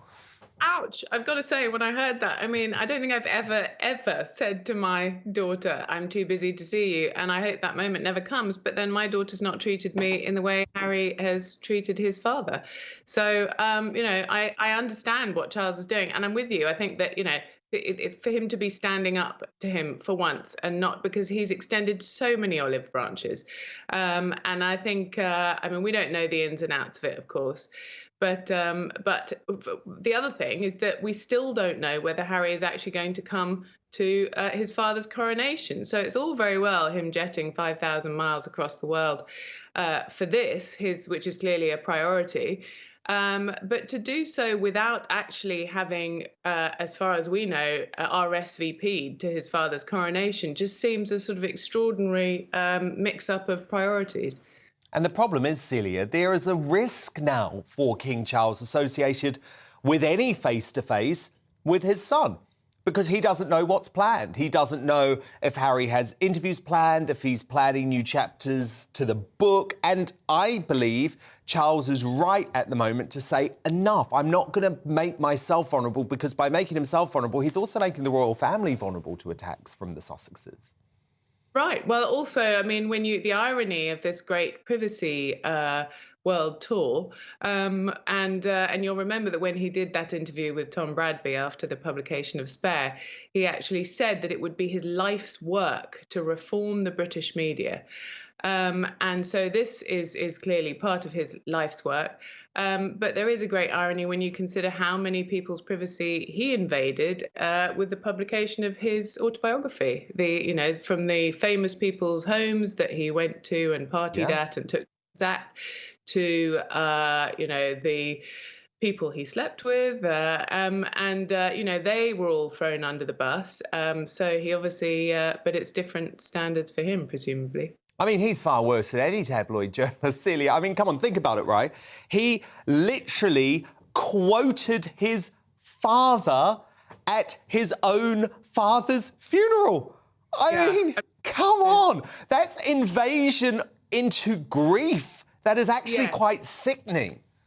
I think a lot of people found that, and also invaded his own privacy by talking about various frostbitten parts. Oh, and no, I think no. The Americans were really quite blown away by that, because anyone who spent time in America knows that actually they're quite sort of I don't want to say prudish, but they don't really go down that, they're maybe not as kind of bawdy as we are, and I think that really took people aback over in America, and they just thought, what's he doing talking about this stuff? There's not a journalist in the world who would have written about that. No, indeed.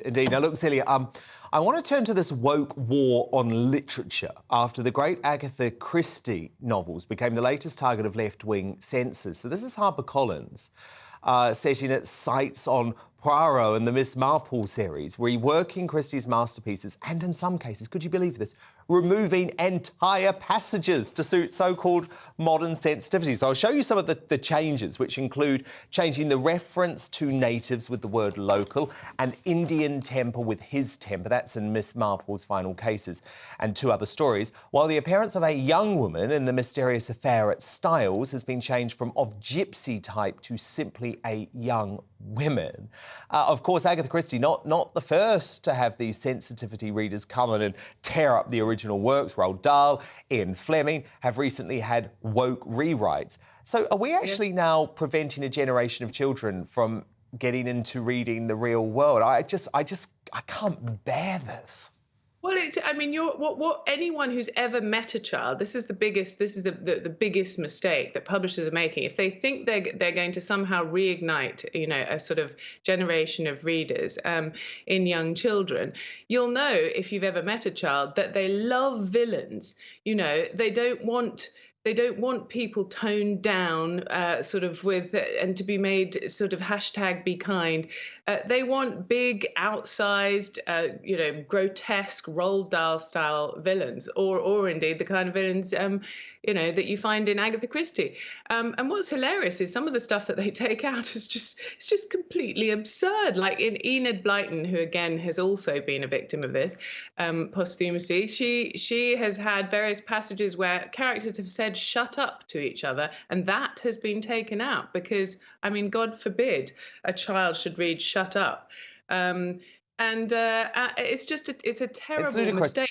And isn't it particularly ludicrous, by the way, to think that when you're reading Agatha Christie or Enid Blyton, a great example, that you're reading a book written in 2023? I mean, even when I was a child reading Enid Blyton, one of the joys of Blyton was that you knew you were being taken back to olden days. You were being taken back to a world that your grandparents occupied. And even children can understand that things change over time. Yes, they don't need to be patronised. They know when they're being dumbed down to, and they don't like it. And actually, you know, they want to see bad people in fiction, and they want to also be able to have some kind of historical context. So if you take all of that out, you're robbing them of that.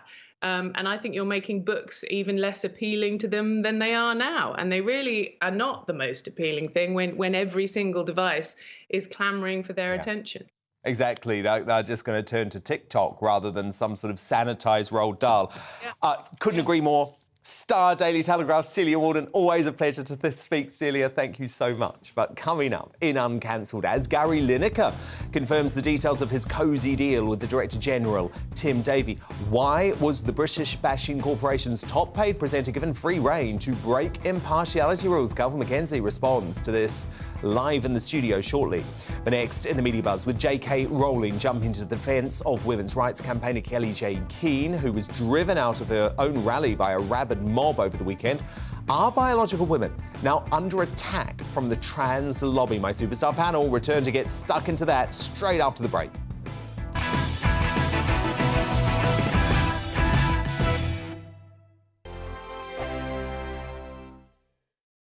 I joined GB News because I was sick and tired of not hearing my views being represented, not just mine, but so many people that I knew and spoke to. I just couldn't get my voice out there. I couldn't say anything. I couldn't do anything. Whatever the narrative was, I kind of had to follow it. GB News is there to provide a voice for those who have been ignored by the establishment media. We think different things, we've got a different style. GB News is here to be optimistic and positive about the future. It's real kind of dynamic and flowing, with the audience very much at the heart of it, like a big family. Here at GB News, we talk about the things that matter to you. Hearing the voices from right across our towns and cities, especially our towns. All sides of the argument represented with a heavy dose of opinion. We're on a mission here to make a difference. And the GB News family really is here for you, and whatever time of day you can watch or listen. Britain's watching. Britain's watching. We're proud to be GB News. The People's Channel. Britain's news channel. Westminster is going around in ever-decreasing circles, followed by the media. Britain is broken. How on earth did we get into this mess? But more importantly, how do we get out of it?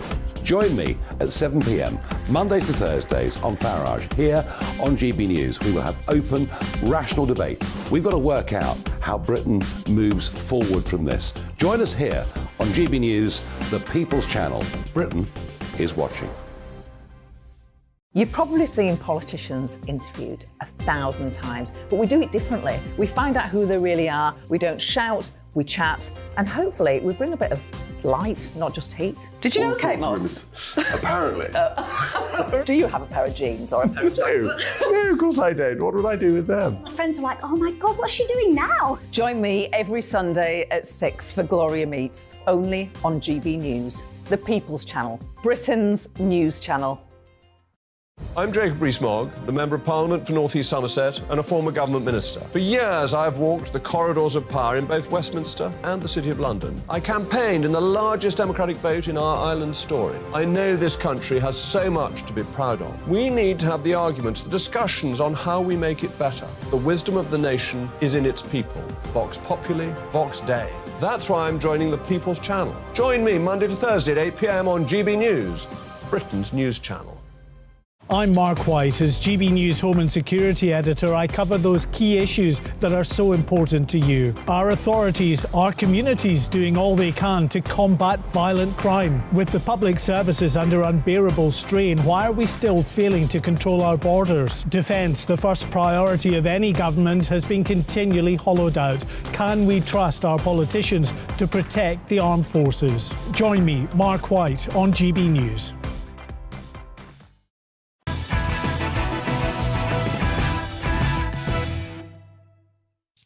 OK, time to return to tomorrow's news tonight now on our Media Buzz.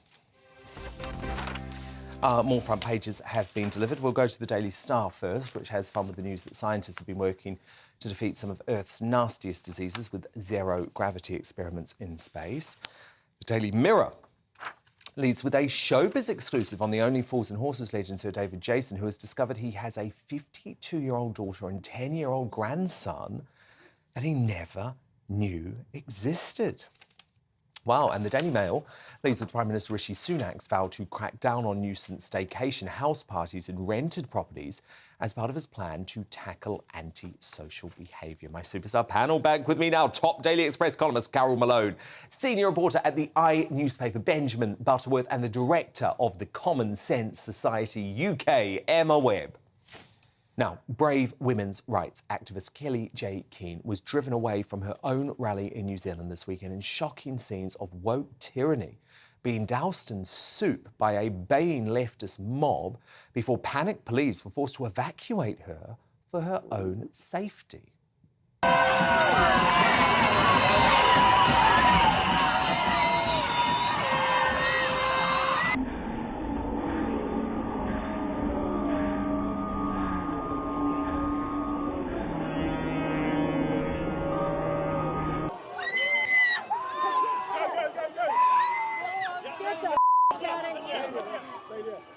Okay, excuse me. Go, go, go.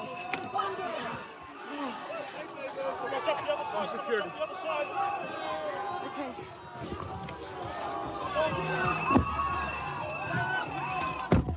Oh my God, thanks so much, yeah? Just get us to a police station, it'll be fine. Now, the militant trans community's latest violent outburst attracted the attention of author J.K. Rowling, who compared the silencing of Kelly J. Keane to a similar event being targeted in London at the same time, writing after the repellent scenes from New Zealand in which a mob assaulted women speaking up for their rights. The Lesbian Project has been intimidated and threatened in the UK right now. Now, Keane, who will be here with me tomorrow night, said she was fleeing the worst place for women she had ever visited in the wake of the violence, in which she said she genuinely feared for her lives.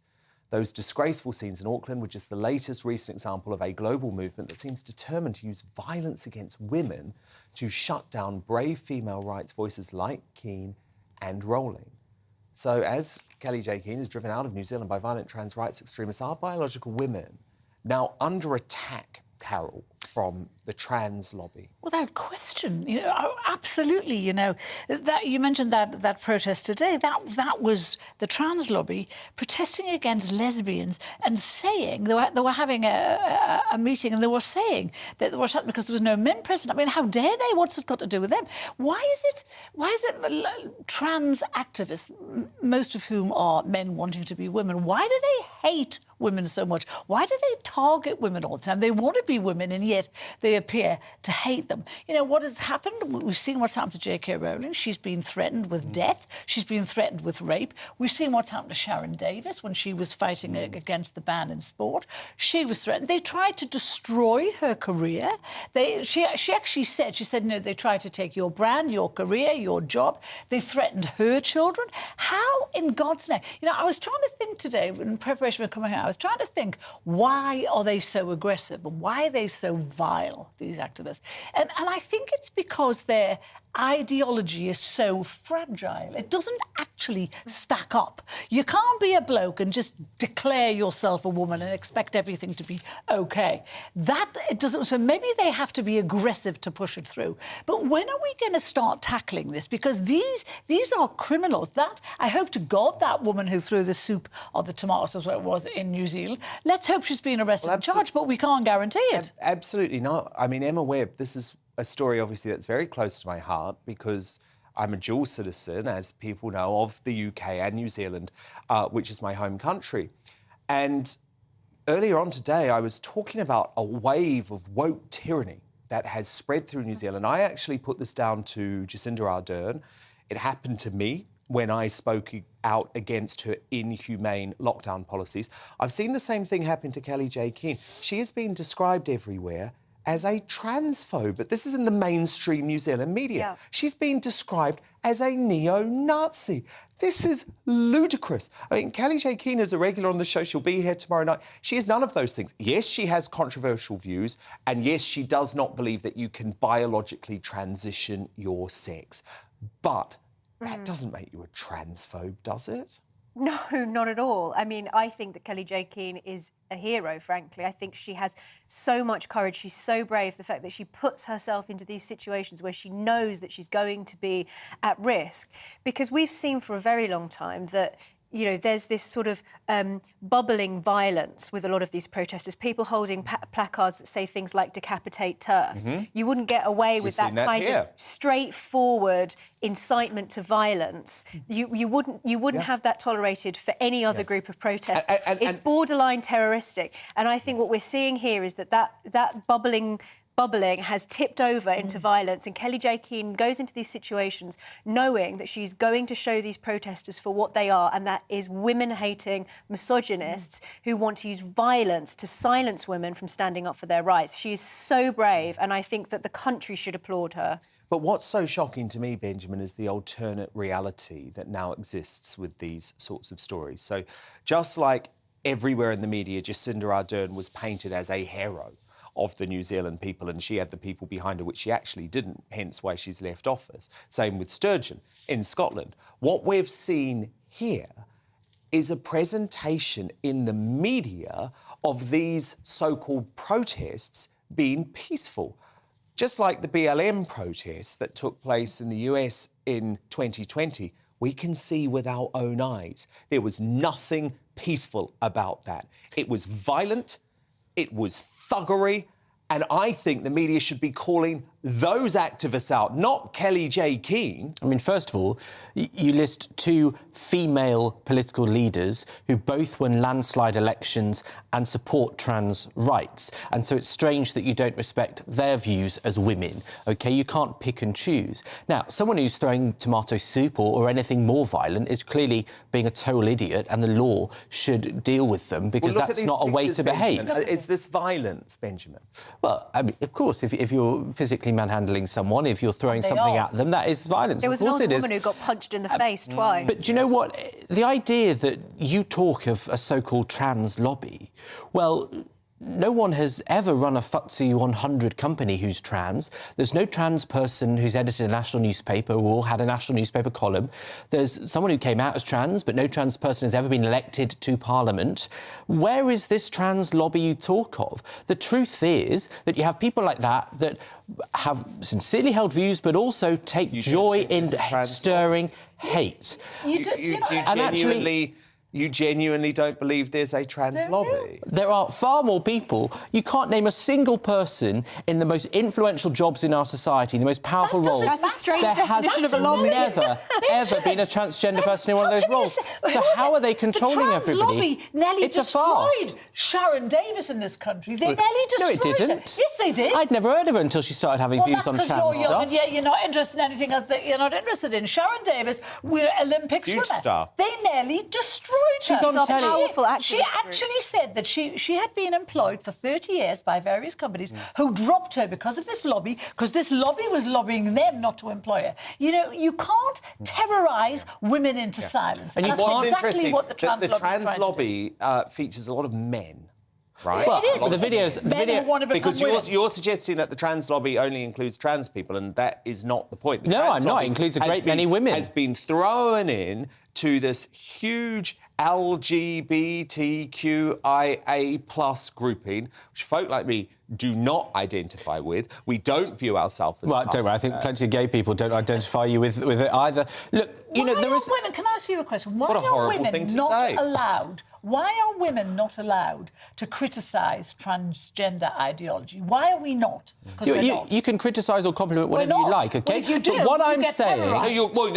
You're immediately called a transphobe. You're immediately tried to be just to be cancelled, clear, tried to lose your employment. Just to be clear, if you try to deny the existence of trans people, as this Kelly J. Keane does, then that is transphobic, OK?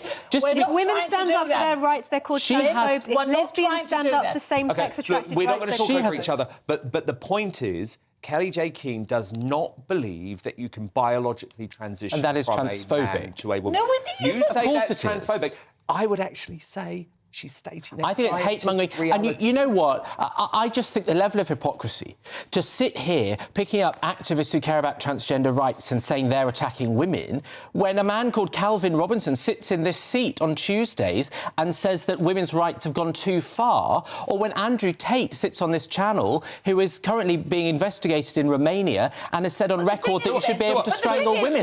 Why don't you call that's typical of you. out? And that's a great point, because it's very typical of the left, and I'm glad that you've made it. It's You hypocrisy want to cancel on the right. people who do not believe what you believe. I'm not trying to cancel the trans rights lobby. What I'm saying is that it is utterly despicable that they are given a free pass to physically attack biological women and try and cancel biological women. I am not cancelling them. I am giving a platform to everyone. And for you to equate Calvin Robinson and Andrew Tate with the trans rights lobby is frankly bizarre. You know, Well, the I'll tell you whole what. reason that GB News was set up was to provide a platform to all perspectives in the UK and around the world. And I do that proudly, actually. I tell you what, I do that proudly. When you attack Andrew Tate in the way that you attack transgender people standing up for the basic rights, then I'll believe that it's a fair call. Andrew Tate, who has been found guilty of no crime. But he's admitted, he said on record, forgive me, he said on record many times, long before any criminal question, that he believes that you can hit your wife. We have always said on this panel... How is that not attacking women? Certainly Belinda, myself, we've always said trans people can live their best life they possibly can. I don't care. Afraid they But they can't. will not force me or terrorise me into believing their ideology, and that's what they're trying to do. Indeed. That's what's wrong. Indeed. Now, finally, it's the bizarre courtroom showdown between a small-town American lawyer and Hollywood giant Gwyneth Paltrow that's got the world obsessed. Paltrow is accused of smashing into a retired doctor on a ski slope in 2016, leaving him with life-altering injuries. He wants £245,000 compensation, but she's countersuing for $1 to cover her attorney's fees, and it won't even do that. But instead of the live televised legal wrangle making the headlines, the starstruck behaviour of the doctor's lawyer has made her a star in her own right. Watch. I heard something I've never heard at a ski resort, and that was a blood-curdling scream. Just, I can't do it. It was... And said, you skied directly into my effing back at the top of your lungs. Yes, I did. Probably had a better ski outfit, though, I bet. I still have the same one. May I ask how tall you are? I'm just under 5'10". Okay, I am so jealous. I think I'm shrinking, though. You and me both. I have to wear 4-inch heels just to make it to 5'5". Well, so they're very nice. You're not trained in accident reconstruction. Me? Yeah. No. Neither am I. I was pretty upset. Right? You're Yeah. small but mighty. Actually, you're not that small. What is your name again? Sorry. Kristen? Yes. Brutal, utterly brutal. Christian Van Orman, bit of a star, the small-town lawyer trying to befriend Gwyneth Paltrow. Completely bizarre. Unfortunately, though, and I know a lot of people will not like this, Gwyneth Paltrow, clearly in the right here, clearly in the right. This bloke is only taking her to task because she's a celebrity and wants all of the money. Carol Malone, Benjamin Butterworth, Emma Webb, do stand by, because coming up, as Humza Yousaf, the most useless politician of his generation, is elected as scheming Sturgeon's successor. Which of them deserves the blame for the crisis the SNP now finds itself? My panel make their judgment when I crown tonight's Greatest Britain and Union Jackass. But next, in Uncancelled, as loudmouth Lineker reveals the details of his special deal with the Beeb, which allowed him to speak out unreservedly on the climate crisis and migration policy. Is the Director General Tim Davies' position now untenable? Former editor of The Sun, Calvin McKenzie, certainly thinks so. He joins me live in the studio. Don't go anywhere, because we're back in just 2 minutes' time.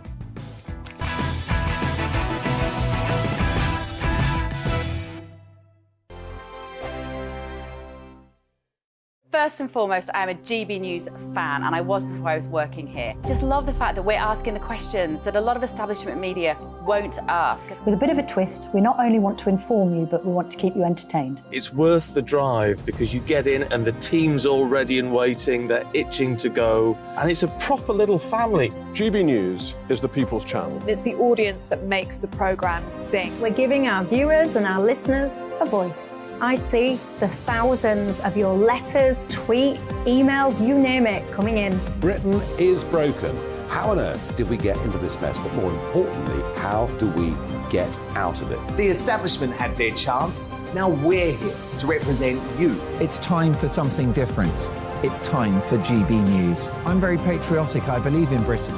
Our best days lie ahead. Britain's watching. Britain's watching. Join us here on GB News. The People's Channel. Britain's news channel. Monday to Thursday, 9 p.m. till 11 p.m. Join me, Dan Wootton. I'll bring you the sharpest takes and hottest debates. Do you not believe in prison? I don't believe in prison. I'm completely stunned. I guarantee you there'll be no spin, no bias, no censorship. I actually was personally quite offended by it. And no reason to go to bed. So I guess they've always been quite woke. That's Dan Wootton tonight on TV, radio and online. Monday to Thursday from 9 p.m. till 11 p.m. on GB News. The People's Channel, Britain's news channel. I'm Simon Evans. Join me on GB News for Headliners at 11 p.m. What's the scoop? I'll be joined by two of the country's top comedians. That's right. As we take a look at tomorrow's newspapers tonight. We're going to get into trouble. If it's a big story, we'll be covering it. Spill some tea on him. There we go. But we'll also have some fun. I wouldn't stick up a bank. My father didn't love me. So anyway, Headliners every night from 11 on GB News, the People's Channel, Britain's news channel.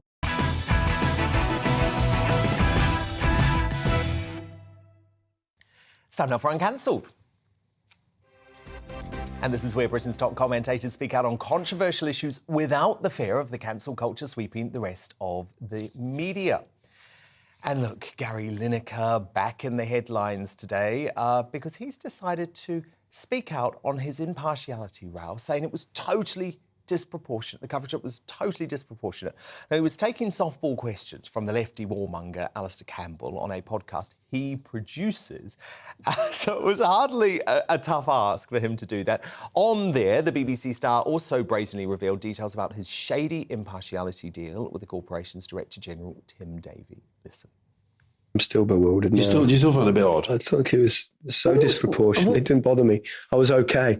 And it kind of just spiraled kind of sillily out of control. When I met Tim Davie, when he first brought in his guidelines things, we had a discussion. And I said to Tim, there are two things that I will continue to talk up on. I will not back down on.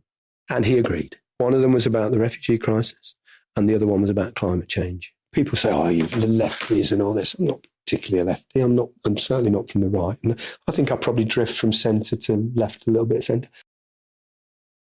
So Fleet Street legend Calvin McKenzie joins me now. So Calvin, this is utterly bizarre because Lineker is basically making a fool of his boss. He is showing that a secret deal was done.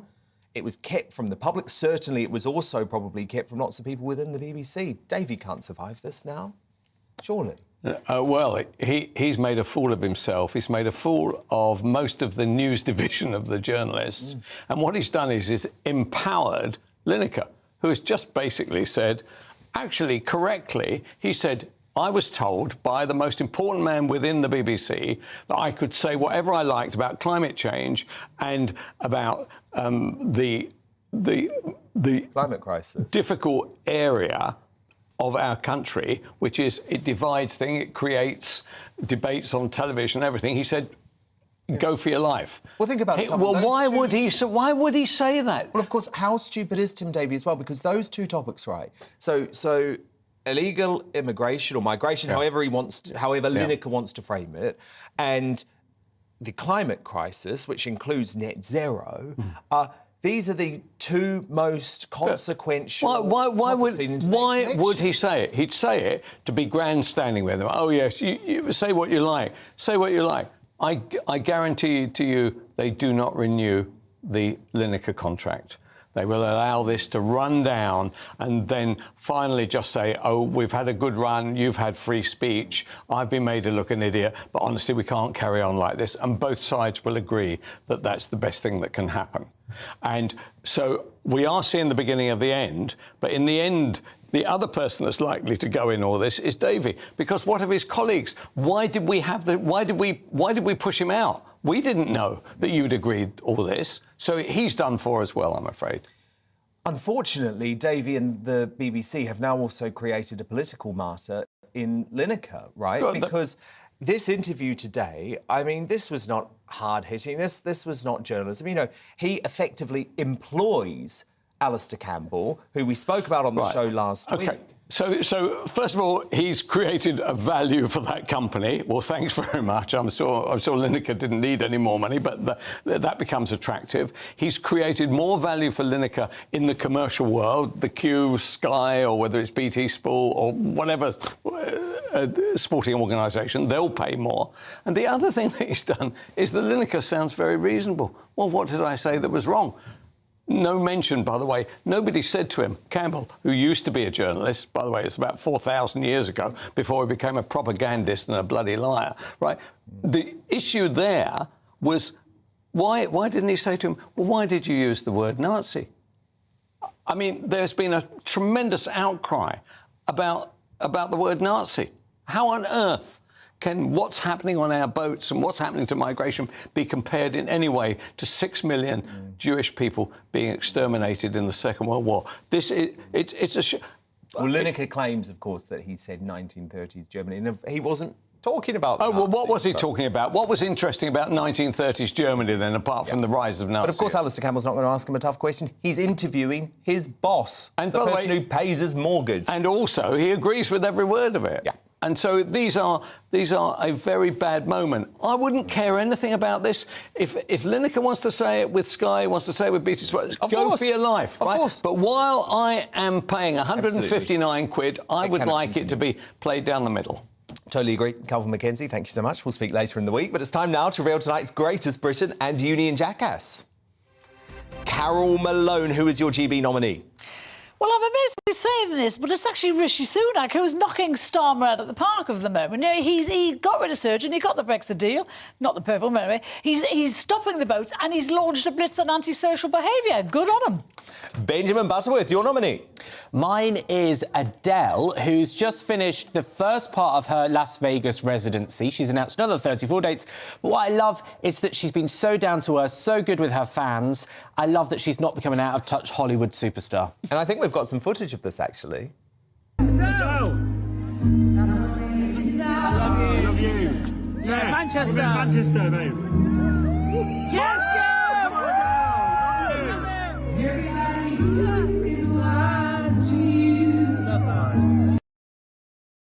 Oh, well, I'm just glad to see she bothered to turn up to these shows.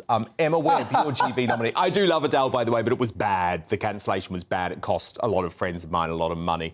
Emma Webb, your nominee. I'm nominating Nicola Sturgeon for her services to unionism. Do you know what? Part of me would love to go for that, but I think it would send the wrong message. So I'm actually going to go with, I cannot believe I'm saying this either, Rishi Sunak, because he's had a very good day. And we will celebrate Sunak when he is getting things right. And I think on the crime crackdown today, he did just that. Union jackass time now. Carol Malone, your nominee. OK, mine are the 120 woke barristers who are refusing to prosecute Just Stop Oil protesters and XR protesters. These people they're not going to... They're doing this on the basis of conscience. This is the same conscience that allows them to take truckloads of cash from scumbag pedos, from murderers and rapists. It's totally shocking. Benjamin Butterworth, your nominee? Mine is Kamikaze Kwarteng and Matt Hancock, the two opportunist Tory MPs who wanted 10 grand a day to work for a private company while they're MPs. Scandalous. And Emma Webb, your nominee? I'm nominating Sue Gray for, ironically, being in discussions with the Labour Party for up to a year. Not true. And her impartiality, given that she is supposed to be one for ethics and propriety. Yes, this was a new report in the Mail on Sunday over the weekend. Benjamin says it's not true. Benjamin, if it's not true, why won't your little hero, Keir Starmer, just come out on the record and say, this was the day I started having discussions with Sue Gray? You know why he won't? Because it will make him look terrible. Because this is an almighty establishment stitch-up. And if it was on the other side of politics, you would be having a hernia. So anyway, I'm going to go with... I don't know if that was the word I meant to use, but anyway. I'm going to go with Sue Gray. You've given me a hernia tonight, Benjamin Butterworth. My God. Anyway, thank you to you, though, Phoebe and Karen Malone and Emma Webb. What a great show. I'm back again tomorrow night from 9 p.m, so make sure you're with us then. Kelly J. Keane will be here tomorrow. But next up, it's Headliners. Good night.